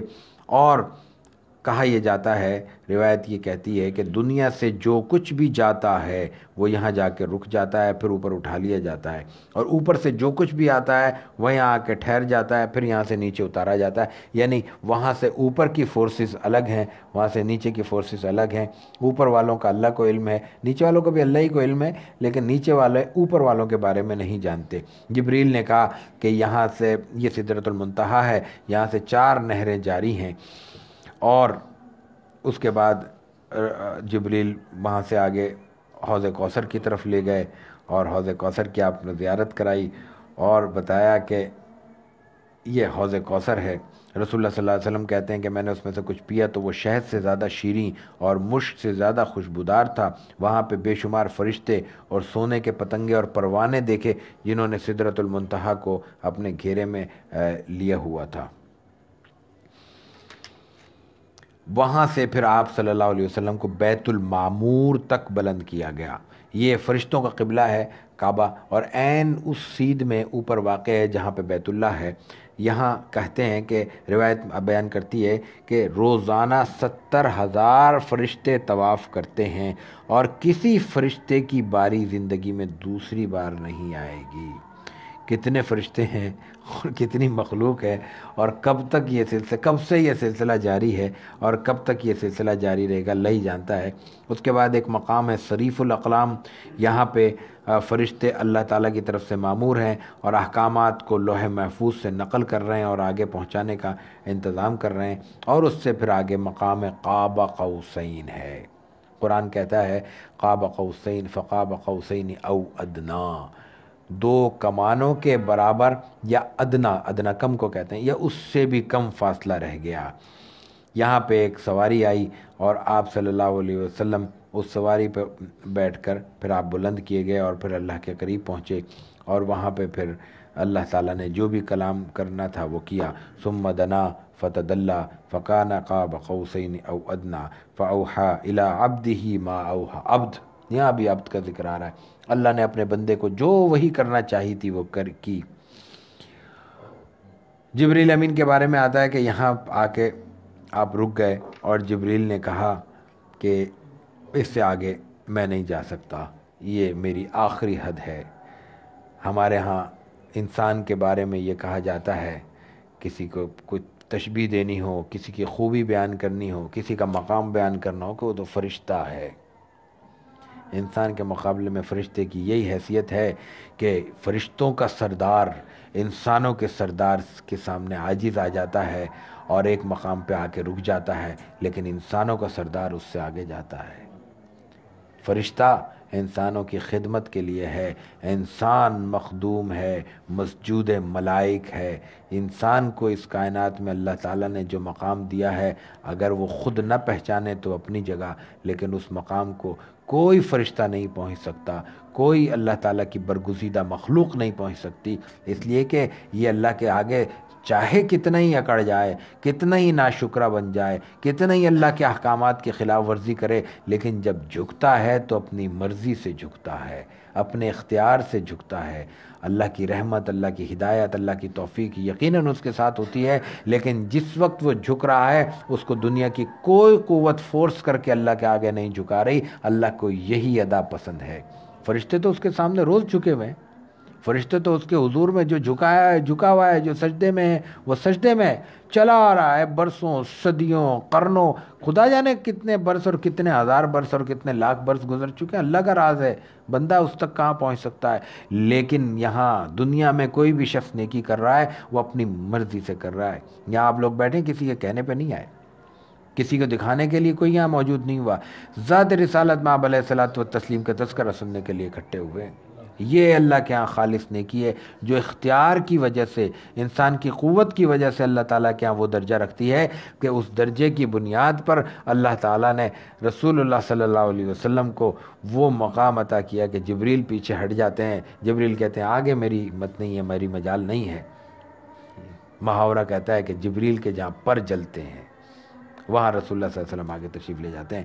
اور اس کے بعد پھر حضرت جبریل سے رسول اللہ صلی اللہ علیہ وسلم نے پوچھا، آپ کے ساتھی ہیں نا، آپ کو یہاں تک لے کے آئے ہیں، ساتھیوں کے بھی کچھ حقوق ہوتے ہیں، ان سے بھی پوچھ لینا چاہیے، ان کی بھی خواہشیں معلوم کر لینی چاہیے۔ رسول اللہ صلی اللہ علیہ وسلم نے پوچھا کہ کوئی حاجت ہے؟ انہوں نے کہا اے محمد اللہ سے سوال کیجئے گا کہ میں آپ کی امت کے پل صراط سے گزرتے وقت اس پل پر اپنے پر بچھانا چاہتا ہوں جب تک وہ پل عبور نہ کر لیں۔ رسول اللہ صلی اللہ علیہ وسلم نے جب حاضر ہوئے، اللہ تعالیٰ نے کہا کہ جبریل کی کیا حاجت تھی؟ اللہ کو تو معلوم۔ حضور نے کہا کہ آپ جانتے ہیں۔ اللہ نے کہا کہ میں نے جبریل کی درخواست قبول کر لی ہے، لیکن یہ صرف ان کے لیے ہے جو آپ صلی اللہ علیہ وسلم سے محبت رکھتے ہیں اور آپ کی اتباع کرتے ہیں۔ رسول اللہ صلی اللہ علیہ وسلم کے حقوق جو اس امت پر لازم ہے، کل انشاءاللہ اس پہ چند باتیں عرض کرنے کی کوشش کریں گے بوقت فرصت، بوقت بشرط وقت۔ ان میں ایک محبت الگ حق ہے، اتباع الگ حق ہے۔ رسول اللہ صلی اللہ علیہ وسلم کے سے محبت کا تقاضا اتباع سے انسان کو بے نیاز نہیں کرتا، اور اتباع کا فریضہ محبت سے انسان کو بے نیاز نہیں کر سکتا۔ دونوں بیک وقت فریضے ہیں، لازم ہیں، امت کی حیثیت سے، امتی کی حیثیت سے ہر امتی پر لازم ہیں۔ رسول اللہ صلی اللہ علیہ وسلم پر اس وقت بہت سے انعامات اللہ تعالیٰ نے کیے، ظاہر ہے کہ اللہ کے دربار میں براہ راست حاضر ہوئے ہیں۔ دنیا کا بھی اصول ہے کہ بڑا مہمان کوئی آتا ہے اس کو تحائف پیش کیے جاتے ہیں، اللہ کی طرف سے امت کے لیے تحائف پیش کیے گئے۔ پہلی 5 نمازیں، دوسرے خواتین میں سورہ بقرہ، یعنی سورہ بقرہ کی آخری دوسری آیتیں، آمن الرسول بما انزل الیہ من ربہ والمؤمنون سے آخر تک۔ اور اس کے ساتھ تیسرا انعام یہ تھا کہ اللہ کے ساتھ اگر کوئی شخص کسی کو شریک نہ ٹھہرائے، یعنی کلمہ بھی پڑھے اور توحید کا حق بھی ادا کرے کہ شرک سے اپنے دامن کو محفوظ رکھے، تو اللہ تعالیٰ اس کے کبیرہ گناہ بھی معاف کر دے گا۔ اللہ کی رحمت ہے۔ کبیرہ گناہ سے مراد یہاں وہ ہیں جو حقوق اللہ میں ہیں۔ حقوق العباد اللہ تعالیٰ کہہ چکا، طے کر چکا کہ بندوں کا حق ہے، اللہ معاف نہیں کرے گا، بلکہ اللہ تعالیٰ ان میں سے بعض کو انبیاء اور ملائک کی شفاعت سے معاف کر دے گا اور بعض کو اپنی خاص رحمت سے۔ اللہ کی مثال جو کہ صرف سمجھانے کے لیے دی جا سکتی ہے وہ بادشاہت ہے، بادشاہ کی مثال ہے۔ بادشاہ کا حق ہے وہ جس چیز کو قبول کر لے، جس کو رد کر دے، تو اس نے اپنا دائرہ بتا دیا ہے کہ اس دائرے میں رہ کر میں حق معاف کر سکتا ہوں، یعنی شرک معاف نہیں۔ قرآن نے بھی کہا ہے کہ شرک معاف نہیں ہوگا۔ اس موقع پر اللہ تعالیٰ نے 50 نمازیں فرض کی۔ رسول اللہ صلی اللہ علیہ وسلم واپسی پہ حضرت موسیٰ سے ملتے ہیں، انہوں نے کہا کہ کیا احکامات ملے؟ ہم نے کہا نماز، کہنے لگے کتنی؟ 50 کہنے لگے امت نہیں ادا کر سکتی، کم کرائیں، پھر کم کرائیں، پھر کم کرائیں۔ رسول اللہ صلی اللہ علیہ وسلم بار بار جاتے رہے، بالآخر 5 نمازیں رہ گئی۔ حضرت موسیٰ نے پھر اصرار کیا۔ امت مسلمہ سے کیا کیا تعلق ہے؟ حضرت موسیٰ اپنی قوم کے لیے نہیں، امت محمدیہ کے لیے سفارشیں کر رہے ہیں، اور رسول اللہ صلی اللہ علیہ وسلم کو اصرار کر رہے ہیں کہ ان کے لیے ان کا نماز کا بوجھ ان کا کم کریں۔ حضور نے کہا مجھے شرم آتی ہے، اب میں مزید بار بار نہیں جا سکتا، 5 نمازیں کافی ہیں۔ ہم نے کل ذکر کیا تھا، یہ ایک اور غلط فہمی ہے کہ نماز معراج میں فرض ہوئی ہے۔ نماز معراج کے موقع پر 5 فرض ہوئی ہیں۔ نفس نماز ایک تو امت مسلمہ کا خاصہ نہیں ہے، تمام امتوں میں نماز موجود تھی، قرآن کہتا ہے، لیکن اسلام کی صورت میں وحی اول کے آغاز کے بعد اسی روز حضرت جبریل امین نے رسول اللہ صلی اللہ علیہ وسلم کو پہلے وضو سکھائی اور اس کے بعد نماز لازم کی۔ 3 وقت پہ نماز اس وقت ادا کی جاتی تھی۔ معراج کے موقع پر وہ نماز 5 نمازوں میں تبدیل ہو گئی۔ یہ 5 نمازوں کا ہدیہ اور انعام معراج کا ہے۔ اس موقع پر پھر ظاہر ہے کہ کچھ اور تفصیلات ہیں، لیکن اہم ترین تفصیل اس میں احوال برزخ ہے۔ رسول اللہ صلی اللہ علیہ وسلم کو اس وقت برزخ کے احوال بھی دکھائے گئے۔ برزخ کا مطلب قیامت قائم ہونے سے پہلے کا جو پیریڈ ہے، اس میں جو لوگ موجود ہیں ان کے حالات کا مشاہدہ کرایا گیا۔ ایک تو آپ کو بے عمل خطیب دکھایا گیا۔ آپ نے دیکھا کہ کچھ لوگوں کی زبانیں اور ہونٹ آگ کی کینچیوں سے کاٹے جا رہے ہیں اور کٹی ہوئی زبانوں اور ہونٹوں کی جگہ دوبارہ ہونٹ پیدا ہو جاتے ہیں۔ یہ سلسلہ برابر جاری ہے۔ حضور نے پوچھا جبریل سے، یہ کون ہے؟ آپ نے کہا یہ بے عمل خطیب ہے۔ قرآن کہتا ہے لما تقولون ما لا تفعلون، جو تم کرتے نہیں ہو وہ کہتے کیوں ہو؟ لیکن ایک چھوٹی سی وضاحت یہاں ضروری ہے۔ نہ کہنے کا اور خود نہ کرنے والی باتوں کو حکم دینے کے 2 الگ الگ درجے ہیں۔ ایک یہ ہے کہ انسان جھوٹ بولے اور دھڑلے سے دوسروں کا سچ بولا کرو، نہ کوئی سنے گا، نہ مانے گا، نہ عمل ہوگا، نہ اس کی بات میں تاثیر ہوگی۔ ایک ہے انسانی کمزوریاں۔ کوئی شخص بشری کمزوریوں سے باہر نہیں ہے، بلکہ انسانی کمزوریاں انسان کے لیے باعث عار بھی نہیں ہیں، باعث عار نہیں ہے۔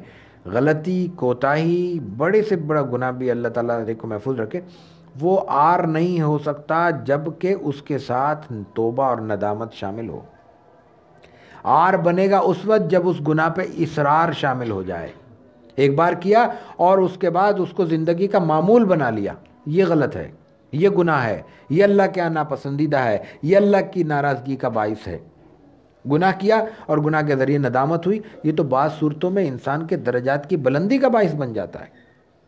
ایک انسان عام حالات میں چل رہا تھا، لیکن اس سے کوئی کوتاہی سرزد ہو گئی، اس کوتاہی کے نتیجے میں اس میں ندامت ہوئی، اور اس ندامت کے نتیجے میں اس نے اللہ کے حضور گڑ گڑا کر جب توبہ کی تو اس کو اتنا قرب مل گیا کہ وہ پہلے سے آگے بڑھ گیا۔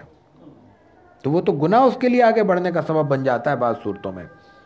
گناہ کوئی چیز نہیں ہے، گناہ پہ اصرار اصل گناہ ہے۔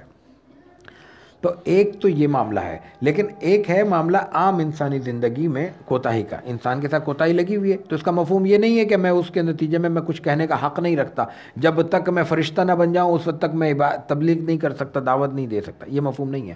بلکہ یہ مفہوم ہے کہ جو غلطیاں عمومی طور پہ سرزد ہو رہی ہیں ان کا اعتراف کرتے ہوئے، اپنے احتساب کرتے ہوئے، ان کو انسان کو خود بھی اس کا احساس پیدا کرنا چاہیے۔ یہ نہیں ہونا چاہیے کہ انسان کہے کہ میرا کام تو محض لوگوں کو دعوت دینا ہے، میں اس سے بری الذمہ، اس دعوت سے میرا کوئی تعلق نہیں۔ اسی لیے یہ کہا جاتا ہے کہ جب انسان کسی شخص کو کوئی بھی اچھے حکم کی دعوت دیتا ہے تو اس کا مخاطب اول اس کا اپنا نفس ہونا چاہیے۔ میں اپنے آپ کو پہلے مخاطب کر کے کہوں گا کہ مجھے یہ نیک کام کرنا ہے، اس کے توسط سے میں وہ بات آگے پھیلاؤں گا۔ اسی لیے یہ ایک انسان کے نفسیاتی کوتاہی بن جاتی ہے، یا ایک انسان کی الجھن پیدا ہو جاتی ہے کہ چونکہ میں تو گناہ گار ہوں اس لیے میں کوئی نیک کام نہیں کر سکتا، میں گناہ گار ہوں اس لیے میں قرآن نہیں بیان کر سکتا، میں گناہ گار ہوں رسول اللہ صلی اللہ علیہ وسلم کی حدیثوں پہ میرا عمل نہیں ہے تو میں حدیث بیان نہیں کر سکتا۔ وہ الگ دائرہ ہے، یہ الگ دائرہ ہے، اس کو ذہن نشین رکھنا چاہیے۔ دوسری چیز، دوسرا مرحلہ، حضرت انس کی روایت ہے کہ رسول اللہ صلی اللہ علیہ وسلم فرماتے ہیں میرا گزر ایک ایسی قوم پر ہوا جس کے ناخن لمبے لمبے تھے، وہ اپنے چہروں اور سینوں کو چھیل رہے تھے۔ پھر جبریل سے پوچھا، کہنے لگے یہ غیبت کرنے والے لوگ ہیں، لوگوں کی عزتوں پہ حملہ کرتے ہیں، لوگوں کو برے لفظوں میں یاد کرتے ہیں، لوگوں کا برا تذکرہ کرتے ہیں، پیٹھ پیچھے برائیوں سے ذکر کرتے ہیں، ان کو اللہ تعالیٰ نے یہ سزا دی ہے۔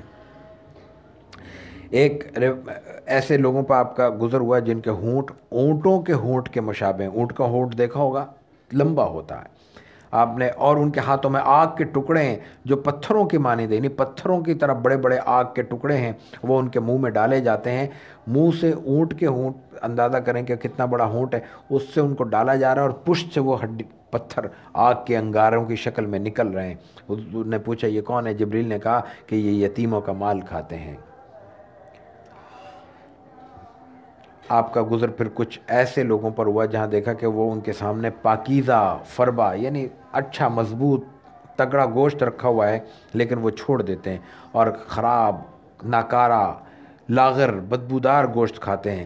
جبریل نے پوچھا حضور نے کہ یہ کون ہے؟ انہوں نے کہا یہ وہ لوگ ہیں جن کو حلال اور جائز طریقے سے اپنی خواہشات پوری کرنے کا طریقہ موجود تھا، ان کے پاس سہولت موجود تھی، لیکن حلال چھوڑ کر انہوں نے حرام کی طرف منہ مارا ہے، اس کی سزا اللہ کی طرف سے انہیں مل رہی ہے. ایسے ہی آپ کا گزر ایسی قوم کی طرف ہوا جن کے سر پتھروں سے کچلے جا رہے تھے، اور کچلے جانے کے بعد واپس وہ اپنی شکلوں میں لوٹ آتے تھے. جبریل سے حضور نے پوچھا یہ کیا ہے؟ آپ نے فرمایا یہ وہ لوگ ہیں جو فرض نماز کی ادائیگی سے روگردانی کرتے ہیں. پھر ایک ایسی قوم پہ گزر ہوا جن کے نازک حصوں اور شرمگاہوں کے آگے اور پیچھے چیتھڑے لپٹے ہوئے تھے. ان کا سطر چھپانے کے لیے محض چیتھڑے میسر تھے، اور وہ جانوروں کی طرح چر رہے تھے اور زخموں کا پیپ اور لہو پی رہے تھے، اور جہنم کے پتھر ان کو مارے جا رہے تھے، وہ کھا رہے تھے. آپ نے پوچھا یہ کون ہے؟ جبریل نے بتایا یہ وہ لوگ ہیں جو مال کی زکوٰۃ ادا نہیں کرتے. انہوں نے اپنے اوپر ظلم کیا ہے، اس کے نتیجے میں ان کو یہ سزا ملی ہے. پھر ایک ایسی قوم ذکر آپ گزر ہوا جو 7ویں آسمان پر آپ کو یہ دیکھا کہ نظر اوپر کی تو آپ نے دیکھا کہ وہاں رعد اور برق اور صواعق ہیں. یہ آگ، یہ جو اوپر مختلف بارش کے موقع پر جو آوازیں پیدا ہوتی ہیں، بجلی کی کڑک ہوتی ہے، ان کے نام ہیں. پھر آپ کا ایک ایسی قوم پہ گزر ہوا جن کے پیٹ بڑی بڑی کوٹھڑیوں کے مانند تھے، اندھیری اور تاریک کوٹھڑیوں کی طرح تھے، اور ان میں سانپ بھرے ہوئے تھے جو باہر سے لٹکے ہوئے نظر بھی آ رہے تھے. جبریل سے پوچھا حضور صلی اللہ علیہ وسلم نے یہ کون ہے؟ آپ نے یہ امت کے سود خور ہیں جن کو اللہ تعالیٰ نے ان کی سود خوری کی وجہ سے یہ عذاب مسلط کر دیا ہے کہ ان کی یہ شکل ہو گئی ہے. پھر ایک اور بڑی اہم ذمہ داری کی طرف آپ نے توجہ دلائی. آپ کا گزر ایک ایسے شخص پر ہوا جس نے لکڑیوں کا ایک بڑا گٹھا اٹھا رکھا تھا، اور وہ اس کو اٹھا نہیں پا رہا. اٹھانا چاہتا ہے، اٹھا نہیں پا رہا. لیکن ایک طرف تو وہ اٹھا نہیں پا رہا، دوسرا اس پہ مزید لکڑیاں لادتا جا رہا ہے. حضور نے پوچھا یہ کون ہے؟ کہنے لگے یہ وہ ہیں جن کو اللہ تعالیٰ نے کچھ ذمہ داریاں دی ہیں. ذمہ داریاں ادا نہیں ہوتی، لالچ بڑھتا جاتا ہے، اور کہتے ہیں اللہ یہ ذمہ داری بھی دے دے، یہ ذمہ داری بھی دے دے، یہ منصب بھی دے دے، یہ عہدہ بھی دے دے، یہ فلاں قوت اور اختیار بھی ہمیں عطا کر دے. یہ چند واقعات تھے. پھر آپ کو امتوں کا مشاہدہ بھی کرایا گیا، انبیاء کی امتوں کا مشاہدہ بھی کرایا گیا، اور نشانات سفر بھی آپ کو دکھائے گئے. رسول اللہ صلی اللہ علیہ وسلم نے واپسی پہ ایسے قافلے بھی دیکھے قریش کے جو اس وقت تک مکہ نہیں پہنچے تھے. یہ اس لیے کیا تاکہ آپ واپس جائیں تو آپ کو یہ سوال کیا جائے گا کہ آپ نے کیا دیکھا، اور آپ کیسے کہہ سکتے ہیں کہ ایک رات کے اتنے مختصر سے حصے میں سفر کر کے لوٹ آئے. تو اس وقت رسول اللہ صلی اللہ علیہ وسلم کو کچھ قافلے دکھائے گئے جو جیسے ایسے ہی ہو سکتا ہے نا کہ جیسے ہم ایک قافلہ کوئی اونٹوں کا چلا آ رہا ہے اور ہم اوپر چھوٹے ہیلی کاپٹر کے ذریعے سفر کرتے ہوئے آ رہے ہیں، تو ہم نے دیکھ لیا کہ 20-50 کلومیٹر فاصلے پر وہ ہے، ہم جلدی پہنچ گئے، اور ہم نے آ کے کہا کہ بھائی وہ قافلہ آپ کا آ رہا ہے، فلاں فلاں لوگ تھے، اتنے جانور تھے، اتنے گاڑیاں تھیں، اتنی سواریاں تھیں، وہ اتنے دیر میں پہنچے گا، اندازاً 50 کلومیٹر دور ہے تو 2 دن میں پہنچ جائے گا. تو رسول اللہ صلی اللہ علیہ وسلم جب سوال ہوا تو آپ نے یہ باتیں کی. پھر انہوں نے اور سوالات کیے تو رسول اللہ صلی اللہ علیہ وسلم خود بیان کرتے ہیں کہ میرے سامنے بیت المقدس کو ایسے لا کے رکھ دیا گیا کہ میں ایک ایک علامت بیان کرتا رہا. تو عربوں میں، مکے کے لوگوں میں جو لوگ جا چکے تھے اور وہ جگہیں دیکھ چکے تھے، انہوں نے اپنی یادداشت سے کچھ سوالات کیے تو رسول اللہ صلی اللہ علیہ وسلم نے تمام سوالات کے جوابات دیے. وہ انہوں نے نہیں ماننا تھا، نہیں مانے، لیکن صدیق اکبر رضی اللہ تعالیٰ عنہ نے اسی وقت آپ کی بات کو قبول کیا، اور وہی وقت ہے جب آپ کو صدیق کا لقب ملتا ہے. یہاں ایک چھوٹا سا سوال اور ہے. بعض صحابہ کرام سے بھی اور بعد میں حضرات نے بھی اس پہ لکھا ہے، اس معراج کو روحانی کہا گیا ہے. قرآن کریم کا اسلوب اور قرآن کریم کی علامت اور عربوں کا، قریش کا اس پہ رد عمل یہ بتاتا ہے کہ یہ روحانی نہیں تھی، جسمانی تھی، اس لیے کہ روحانی کا مفہوم ہے خواب میں، منام میں. یہ بعض روایتوں میں آتا ہے. اس سے معلوم ہوتا ہے کہ منام میں رسول اللہ صلی اللہ علیہ وسلم کو خواب کی صورت میں کئی اور بار بھی یہ معراج کرائی گئی ہے، اس کی طرف مغالطہ ہوا ہے. لیکن یہ معراج جس کو معراج کہتے ہیں، یہ جو سفر معراج ہے، یہ باضابطہ جسمانی وجود کے ساتھ اللہ کے رسول صلی اللہ علیہ وسلم کو کرائی گئی تھی. یہی اس کا معجزہ ہے. اسی لیے قرآن حکیم اتنے بھاری بھرکم اسلوب میں کہتا ہے کہ سبحان الذی یسریٰ بعبدہ، پاک ہے وہ ذات جو اپنے بندے کو راتوں رات لے گئی. ورنہ راتوں رات لے جانے کا کیا معنی ہے؟ خواب تو ہوتے ہی رات میں، خواب تو ہوتے ہی سوتے میں ہے. انسان راتوں رات دنیا جہان کے سفر کرتا ہے. کتنے لوگ ہیں جو دنیا جہان میں، خدا جانے جن ملکوں کا نام بھی نہیں سنا، وہاں پہ بھی گھوم کے آ گئے ہوں گے خواب کی کیفیت میں. اس میں کیا اعتراض کی بات ہے؟ تو اس میں رسول اللہ صلی اللہ علیہ وسلم کو جو معراج کرائی گئی اور اس کے جو مختلف دلائل ہیں وہ کتب میں موجود ہیں. ان کا خلاصہ یہی بنتا ہے کہ رسول اللہ صلی اللہ علیہ وسلم کو یہ معراج جسمانی طور پہ کرائی گئی تھی. یہی اس کے اعجاز کا پہلو ہے. معراج کے بعد آپ صلی اللہ علیہ وسلم نے مختلف قبائل کو دعوت کا سلسلہ شروع کیا، اور آپ نے دعوت دیتے ہوئے وہی اسلوب اختیار کیا کہ قولوا لا الہ الا اللہ تفلحوا، اسلام کے دائرے میں آ جاؤ، کلمہ پڑھ لو اور اسلام کے دائرے میں آ کر دنیا اور آخرت کی تمام کامیابیاں اور کامرانیاں حاصل کر لو. ان دنوں مدینہ منورہ سے، جو اس وقت یثرب تھا، مختلف سردار اور مختلف قوموں کی آمد رہتی تھی. تو پہلے سوید ابن صامت اسلام لائے، پھر ایاز بن معاذ اسلام لائے. ان کے اسلام لانے سے مدینہ منورہ میں اسلام کے آغاز ہوا، اور مدینہ منورہ سے مختلف لوگوں نے پھر اسلام کی طرف دلچسپی لینا شروع کی. پھر سن 11 ہجری میں پہلا وفد آتا ہے اور رسول اللہ صلی اللہ علیہ وسلم کی خدمت میں حاضر ہوتے ہیں. اس کے بعد پھر دوسرا وفد آتا ہے جس کو ہم پہلی بیعت عقبہ کہتے ہیں. یہ 12ویں ہجری میں ہوتا ہے، 12ویں نبوی میں.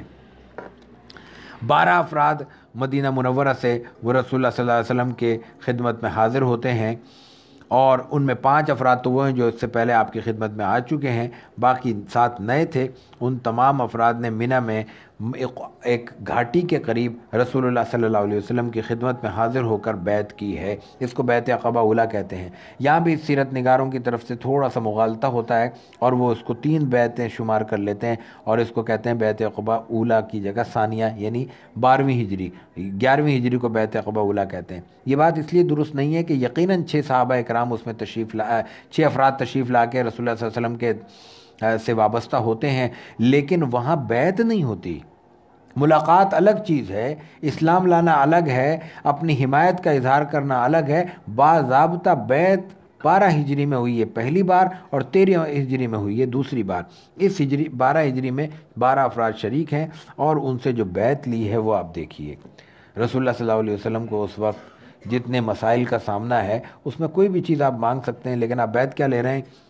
ہم اللہ کے ساتھ کسی کو شریک نہیں ٹھہرائیں گے، مطلب توحید اور شرک سے نجات، چوری اور زنا نہیں کریں گے، اولاد کو قتل نہیں کریں گے، کسی پہ تہمت نہیں لگائیں گے، اور ہر اچھی بات میں اطاعت کریں گے رسول اللہ صلی اللہ علیہ وسلم کی.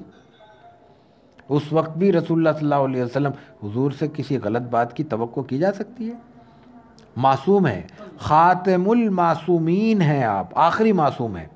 معصومیت کا سلسلہ ختم ہو جاتا ہے آپ پہ. آپ سے غلط بات کا کیسے صدور ممکن ہے؟ لیکن آپ اس وقت بھی غیر مشروط بیعت نہیں لے رہے. آپ کہہ رہے ہیں میری اچھی باتیں مان لو. اور یہاں ہم میں سے ہر شخص ذرا سے کسی منصب پہ فائز ہو جائے تو وہ غیر مشروط حمایت مانگتا ہے. ہر بات مارو میری، سمجھ میں آئے نہ آئے، کوئی چھوٹا سے چھوٹا سیٹ اپ دیکھ لیں، چھوٹی سے چھوٹی نظام دیکھ لیں. حضور صلی اللہ علیہ وسلم نے یہ 5 شرطیں رکھی، اور اس کے بعد کہا کہ اگر یہ شرطیں پوری کر دی تو تمہارے لیے جنت ہوگی، ورنہ معاملہ تمہارا اللہ کے ہاتھ میں ہے. یہ ایک اور احتیاط کا پہلو ہے. ہماری زبان کیا کہتی ہے؟ یوں کر لو ورنہ جہنم میں جاؤ گے. اللہ کے رسول نہیں کہہ رہے جہنم میں جاؤ گے. کیا الفاظ کہہ رہے ہیں؟ آپ کہہ رہے ہیں ہمارے لیے جنت مہنگی ہو گئی ہے، جہنم سستی ہو گئی ہے. ذرا سی بات پہ، ذرا سے لمحے میں فتوے بھی ہیں، اعلان بھی ہیں، نعرے بھی ہیں، یہ گیا، یہ فلاں ہو گیا. رسول اللہ صلی اللہ علیہ وسلم یہ 5 شرطیں پوری کرتے ہیں، کہتے ہیں اگر یہ شرطیں پوری کر دو تو تمہارے لیے جنت ہے، ورنہ ان کا معاملہ اللہ کے سپرد ہے۔ اس کے باوجود کہہ رہے ہیں کہ چاہے وہ عذاب دے چاہے بخش دے۔ یہ ایک اللہ کے نبی کی احتیاط، اور ایک یہ ہماری جرت بلکہ جسارت۔ اس کے بعد رسول اللہ صلی اللہ علیہ وسلم سے انہوں نے اصرار کیا کہ ہمیں کوئی دے دیں، ساتھی دے دیں، کوئی صحابی دے دیں جو ہماری تعلیم کا انتظام کرے، تو رسول اللہ صلی اللہ علیہ وسلم نے مصعب ابن عمیر کو بھیجا ہے۔ یہ الگ موضوع ہے لیکن بہت دلچسپ موضوع ہے، اللہ کرے کبھی توفیق ہو ہم اس پہ بات کریں۔ رسول اللہ صلی اللہ علیہ وسلم نے جتنی ذمہ داریاں دی ہیں 99% نوجوانوں کو دی ہیں، ان پہ اعتماد کیا، ان کو ٹاسک دیا ہے۔ کوئی اس سے پہلے ٹریننگ کورس نہیں ہوا ہے، آپ سے پوچھا ہے کہ مجھے کوئی بندہ چاہیے، آپ کا کوئی بندہ دے دے، آپ نے کہا مصعب کو لے جاؤ، نوجوان ہے، آپ نے ان کو روانہ کر دیا۔ یہ ہاشم بن عبد مناف کے پوتے ہیں، سابقون الاولون میں سے ہیں، ان کو حکم دیا آپ نے کہ یہ انصار مدینہ کو قرآن پڑھائیں، اسلام کی تعلیم دیں، جتنا بھی کچھ بھی ان کے پاس معلوم ہے۔ اس کے بعد یہ وہاں چلے گئے۔ یہ نوجوان تھے، بڑے گھرانے کے تھے، ناز و نام سے پلے تھے، بہت خوش شکل تھے، مالدار تھے، لیکن جب یہ اسلام لائے تو ان سے سب کچھ چھین لیا گیا، اور انتہائی فقر و فاقے کی کیفیت تھی۔ حالت یہ بیان کی جاتی ہے کہ ان کے جسم پہ ایک چھوٹا سا کمبل ہوتا تھا جس کو وہ ببول کے کانٹوں سے ٹانک لیا کرتے تھے۔ نوجوانی کے عالم میں یہ جذبہ تھا کہ سب کچھ تجدیہ، لیکن جب ذات رسالت مآب علیہ الصلوۃ والتسلیم کے دامن مبارک سے وابستہ ہوئے تو پھر پیچھے مڑ کر نہیں دیکھا، اور بڑی سے بڑی قربانی سے دریغ نہیں کیا۔ اس کے بعد اگلے سال پھر بڑا ایک وفد آتا ہے اور بڑی بیعت ہوتی ہے۔ اس بیعت میں زیادہ لوگ شامل ہیں، جو ان کا بڑا، جو انصار کا بڑا وفد آیا تھا اس کی تعداد تو 500 تھی، یہ شاید اس سے زیادہ تھی، لیکن اس میں 75 افراد، 73 مرد اور 2 خواتین نے رسول اللہ صلی اللہ علیہ وسلم سے بیعت کی، اور اس موقع پر اللہ کے رسول صلی اللہ علیہ وسلم نے ان سے خطاب بھی کیا۔ اور اس میں جو دلچسپ بات ہے کہ بیعت کے بعد رسول اللہ صلی اللہ علیہ وسلم نے ان کو تلقین کی، اللہ کی بندگی کی، اللہ کے توحید کی، رسالت کی، شرک سے بچنے کی، اور اس کے بعد کہا کہ میری حمایت کرو، میری حفاظت کرو، اور جو خوشی اور غم، جو حالات بھی آئیں اس میں میری اطاعت کرنا، جو میں کہوں گا وہ قبول کرنا۔ صحابہ نے کہا اس کے بدلے میں ہمیں، وہ جو نئے صحابی ہیں، ابھی آپ کی بہت زیادہ صحبت نہیں ملی ہے، لیکن دائرہ ایمان نے ان کے اندر ایک نئے کرن جگا دی ہے، وہ کہتے ہیں اس کے بدلے میں ہمیں ملے گا کیا؟ دائرے سودا ہو رہا ہے، ان کو حق ہے کہ پوچھنے کا کہ ہمیں کیا ملے گا۔ رسول اللہ صلی اللہ علیہ وسلم نے فرمایا جنت، آخرت کی وہ نعمتیں جو کبھی ختم نہیں ہوں گی۔ آپ نے اس وقت نہیں کہا کہ حکومت ملے گی اور اب مجھے حکومت مل گئی تو تم وزیر بنو گے، مشیر بنو گے، وزیر خارجہ بنو گے، وزیر خزانہ بنو گے، اتنے پیسے ملیں گے، اتنے خراج ملے گا۔ کوئی یقین دہانی نہیں کرائی، انہوں نے بھی کچھ نہیں پوچھا، انہوں نے بھی آگے پلٹ کے کچھ نہیں کہا۔ البتہ ایک عجیب اور بڑا فنی نوعیت کا سوال اٹھایا۔ ابو الحیثم ابن تیحان ایک وہاں کے سرکردہ اور سربر آوردہ لوگوں میں سے ہیں، انہوں نے کہا کہ ہم میں اور یہود میں تعلقات ہیں۔ یہ لوگ مدینے والے تھے، مدینے میں 2 بڑی قوتیں تھیں، کچھ یہود تھے اور کچھ یہ انصار مدینہ کہلاتے ہیں، جو یہ لوگ تھے۔ یہ لوگ دبے ہوئے تھے یہود سے، اس لیے کہ یہود پڑھے لکھے لوگ تھے، طاقتور لوگ تھے، کاروباری لوگ تھے، بزنس میں ان کا بڑا کمانڈ تھا، مدینے کی مارکیٹ پہ ان کا ہولڈ تھا۔ تو اب یہ سوال یہ اٹھاتے ہیں کہ ہمارے ان سے، بے شک وہ بڑے ہیں، بے شک وہ مالدار ہیں، بے شک مارکیٹ پہ ان کا قبضہ ہے، لیکن ہمارے ان کے ساتھ معاہدات ہیں، ایگریمنٹ کے تھرو ہم اور وہ باہم ایک دوسرے سے منسلک ہیں، اس لیے ہمیں کوئی نقصان نہیں ہے، ہم ان کے سپورٹر ہیں، وہ ہمارے سپورٹر ہیں۔ اگر آپ سے ہم معاہدہ کر لیتے ہیں، آپ کے ہاتھ پہ بیعت ہو جاتے ہیں، تو ہمارے ان سے تعلقات ختم ہو جائیں گے، معاہدات ختم ہو جائیں گے۔ اب ٹھیک ہے، ہم نے آپ کی بات مان لی، ہم نے ان کو چھوڑ دیا، لیکن اگر ایسا ہو کہ کسی وقت مکے والے آپ کے دامن رحمت سے وابستہ ہو جائیں، سب مسلمان ہو جائیں، یا کوئی جنگ کا معاملہ ہو، لڑائی ہو، آپ یہاں فتح کر لیں اور ان پہ غالب آ جائیں، تو کیا آپ ہمیں چھوڑ کر چلے جائیں گے؟ مدینہ منورہ کے، میں پھر عرض کروں، بیعت عقبہ ثانیہ کا موقع ہے۔